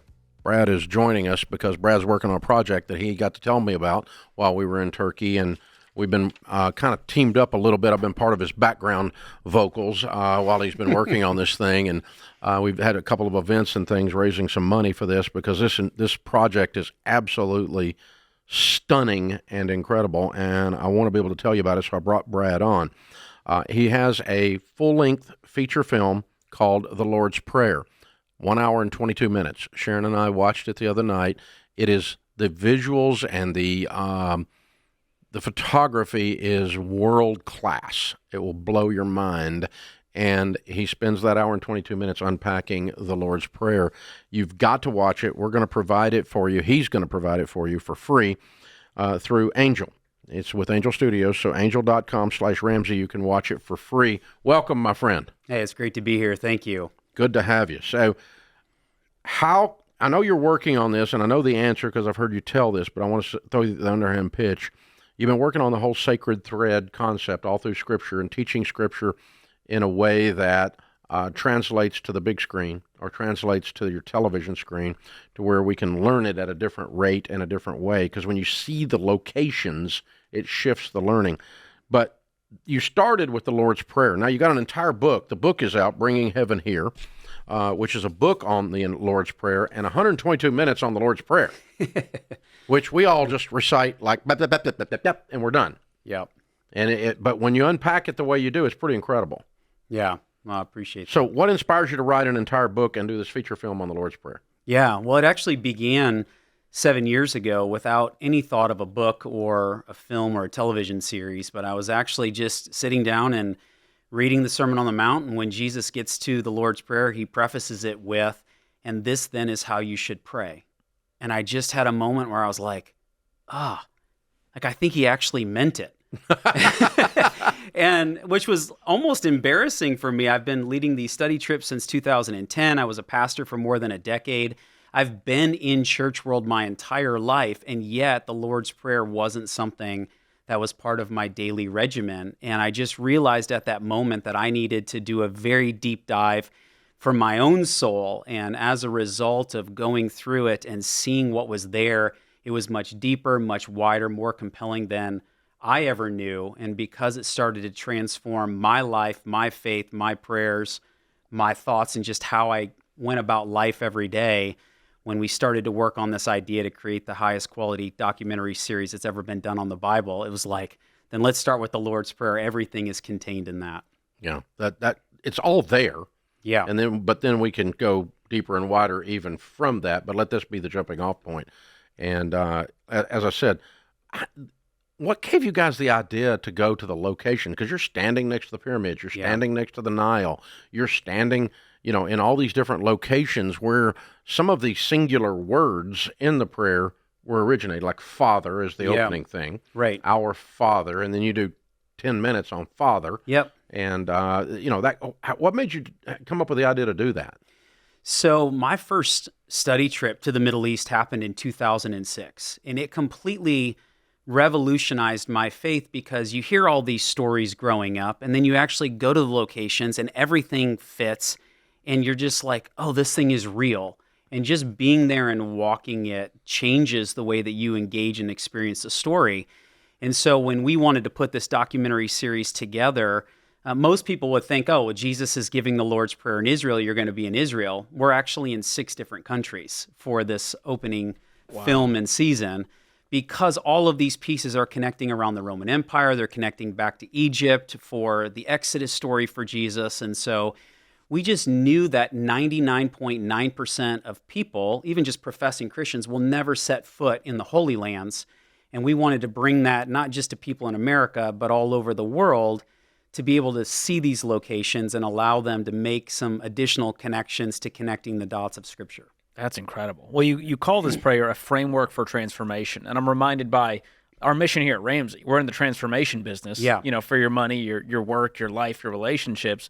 In what way is this relevant today to help transform people's lives? Why should people care about the Lord's Prayer in 2026? Yeah.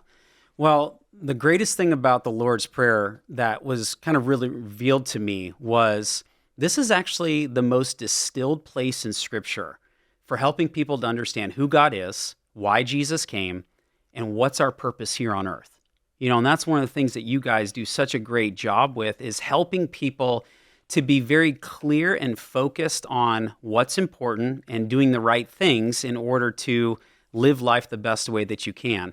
And the Lord's Prayer is a blueprint for living. It wasn't just a prayer Jesus taught people to pray. It was the very prayer that he was living out in his own life.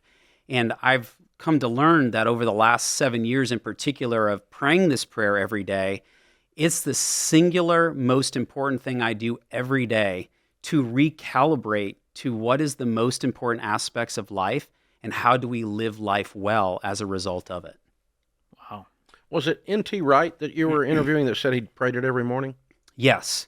He's in the documentary. He's in the documentary. Yeah. He said he starts his prayer or ends his prayer every time with the Lord's Prayer because it's a framework. Because it's a framework. Because it resets. It's a settling point. Yeah, exactly. Wow. Very cool. Very cool. Again, you got to go watch this. It's completely free, boys and girls.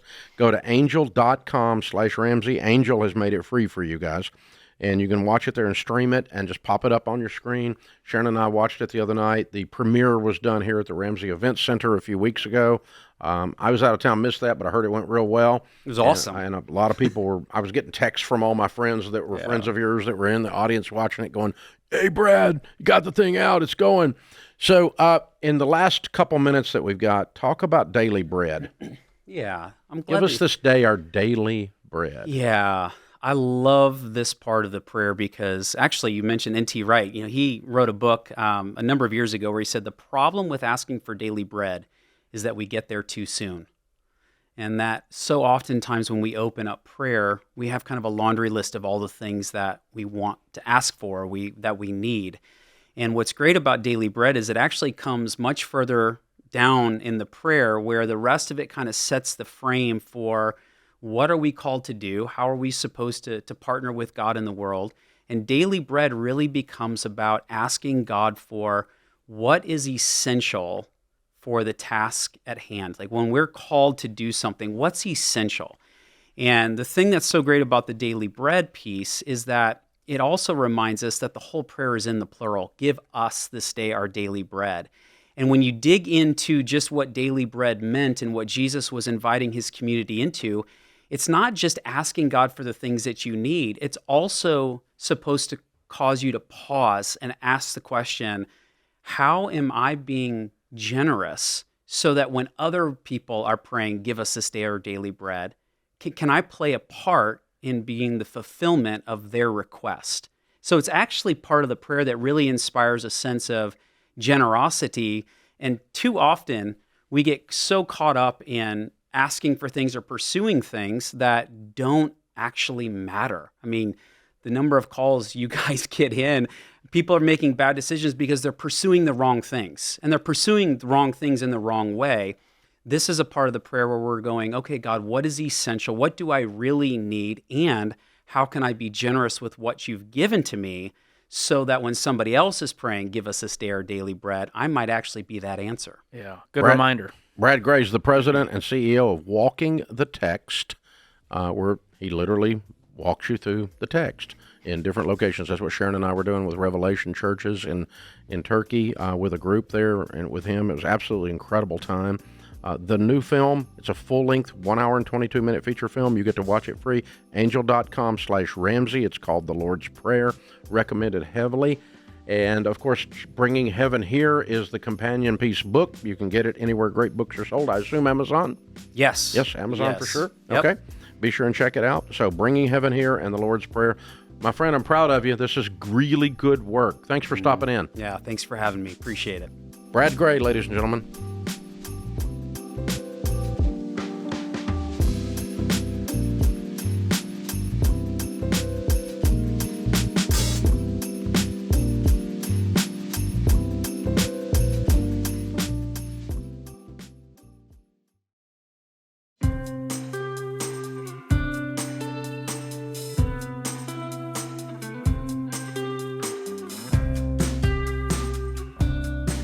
Our scripture of the day, Psalm 128:2, you will eat the fruit of your labor. Blessings and prosperity will be yours. Steve Jobs said, the only way to do great work is to love what you do. If you haven't found it yet, keep looking. Don't settle. One of our favorite things here is finding out that people share their stories of how they're winning. We just heard this from Claire and Winston. This is me and my husband's third month budgeting with the EveryDollar app, and I'm amazed at how much money we found. We went from feeling like we were living paycheck to finding $3,500 extra margin each month to put towards our debt. We had 4 credit cards and have been able to pay them all off in less than 3 months, never going back. Boy, that's cool, guys. That's amazing. I'm proud of you. Hey, guys, you can do this too. You can take control of your money and change your family tree and live like no one else. Go online and download the EveryDollar budgeting app for free. It's a full plan. Budgeting is just in the background. We're going to walk you through the Ramsey plan and show you exactly how to do this stuff. Go get EveryDollar and get it right now. Amy's in Grand Rapids. Hi, Amy. How are you? Hi, thanks so much, Dave and George, for taking my call. Sure. I'm calling because my husband and I would like you guys to help settle the difference of opinion we have on how to invest our 15%. So one of us would like to invest that in, ETFs, mutual funds, in our Roth IRAs, Roth 401k. The other would like to invest in a unique real estate situation we have on our paid-for property on Lake Michigan. Paid for, is it a rental property? No, it's actually where we live. So we have, our home is paid for. Fixing up your home is not investing. It's fixing up your home. Well, we have a second home, a cabin, one of those A-frame Sears kit things. And we were hoping to renovate that and then bring it up and rent it out. Oh, okay. So it's not in rental condition now. Right, exactly. What will it take to fix it? Well, it's also on the edge of the bluff, so we'd have to move it back, which would be about $30,000, and then to bring it up to rental grade would be about another $70,000. So we're looking at $100,000 in all. How much do you guys have saved right now? Not really much. So we actually had a repair on our house set us back to baby step 3. So we're rebuilding that right now. And we're trying to figure out when we hit play which way to go on this. Because we've had some property managers that have been you can get, $1,500 to $2,000 a week because it's really unique. As an Airbnb? Property. Yeah, exactly. Well, I don't see this in the category of baby step 4. Baby step 4 is invest 15% in retirement. And this is not retirement. This is real estate investing. Just separate it. Just do 15% retirement, and above that, save up this chunk and cash flow the renovation. What's your household income? Okay, about $225,000. Okay, all right. Okay. You said Lake Michigan, didn't you? Yes. Okay, so you don't have a 12-month season. Right. That is true. Okay. So 1,500 is for just a short period of time. Although we do have a lot of folks that come in recreational for fishing and that sort of thing. Not 1,500 a week. No, but you're right. It would be less than that. You're looking for the people who want to make an Instagram post out of this, not your local Yeah, but that's fisherman. just you got a 3-month season here. You don't have a 12-month season. So don't it sounds like you're cherry picking the numbers to make this sound more appealing than it is. I'm not sure it's a great investment, period, because $100,000 in with the rental you're going to get back out, and running an Airbnb is running a hotel. It's a pain in the butt. It's a lot of work. You're changing dirty sheets and hauling off garbage. Someone is. Yeah, we were thinking we would get property managers to do that, but then your $1,500 a month starts to evaporate. And your Airbnb fees on top of that. Well, sorry, per week.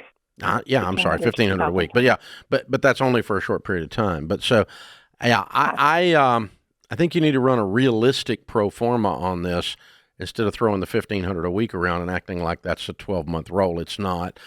And when you do that, I don't know if you're going to see a great return on $100K. So even if we didn't put it in baby step 4 and we said, okay, baby step 6, you start, or 7, you save up and fix this up as an investment property. Later on, you drop $100K in it. Are you going to get your money back out in cash flow? I don't know if you might. It might work out for you. But the thing I know about real estate is, and I own a bunch of it, is net is different than gross. You have gross rents, and everybody walks around talking about their gross rents, but you have property taxes, you have insurance, you have expenses, you have maintenance, you have vacancy, you have legal trouble, you have everything else that comes out of that, and then you have net. And so people act like that, especially inexperienced real estate investors act like that it's $1,500, and it's not. It's not, because somebody's got to take out the garbage and clean the sheets. And somebody's got to deal with the stuff, and the heat and air is going to go out. And then some bozo throws a beer bottle through the window, and welcome to Airbnb. And so it's a thing, man. So no, it's not a baby step 4. Joe's right. George is right. I don't know who Joe is, but George is right. And my bizarro arch nemesis. And so no, I would be putting baby step 4, 15% into retirement in good growth stock mutual funds. That's what I'd be doing there. This investment would be later on or with a different set of money than that. It is not investing for retirement. No, I would not do that. And I'm not saying don't do it. I'm just saying it doesn't qualify for that the way we teach. And I wouldn't do it until you've got some extra money later. Right now, you're just above broke. You're just now getting past baby step 3. And now you're starting to move into investing, and you're talking about dropping $100,000 into a real estate deal. No, not right now. Not right now.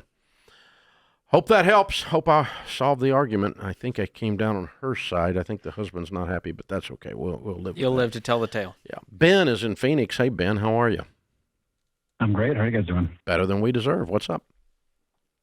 So I recently was going through my house. I knew I had this, but I rediscovered some gold coins that my dad has been buying for me for Christmas since I was a kid. And I did the math, and it's about $22,000 worth of gold coins that I have. Yeah. So recently my fiance was laid off in August. So we lost a chunk of our income, but we're still living within our means. We're in pretty good shape, all things considered still. We do have our $1,000 emergency fund for baby step 1. And the only debt that both of us have is the house that I bought when I was 24 and our cars. But what do you owe on your car? I owe about $20,000 left, and she's at about $15,000 left. Well, you're not married. You're not paying off somebody's car you're not married to. Correct. Yes. So there's not a we. There's not a we. You have a roommate. Okay. Fair enough. You have $22,000 worth of gold, and you need to put it on your stuff until you're married. When's the marriage? In October, and the wedding is going to be covered from both of our parents' savings for it. Fortunately. What'd you say you owed on your car? About $20,000. Oh, perfect. Sell the gold and pay off your car. Okay. I've been wondering, my dad is a little bit of a panicker, and he says never sell it, and I've always been wondering, well, then what's it for if I'm never supposed to sell it? And never have a car payment either. And never go get another car payment after this. Yeah. It's your last time ever. Yeah. But here's a good way to think about it. If I gave you $22,000 right now, you wouldn't go buy gold with it, would you? When you put it like that, I didn't even call it in. That's the simplest way I can think about it. And I go, let's sell the gold and turn it into money. Now what's the best use of this money is getting rid of our consumer debt. That's going to really free you up. Boom, just like that. And you guys quit combining finances until October. You're not married. It's very dangerous. Stop it. Stop it, stop it, stop it.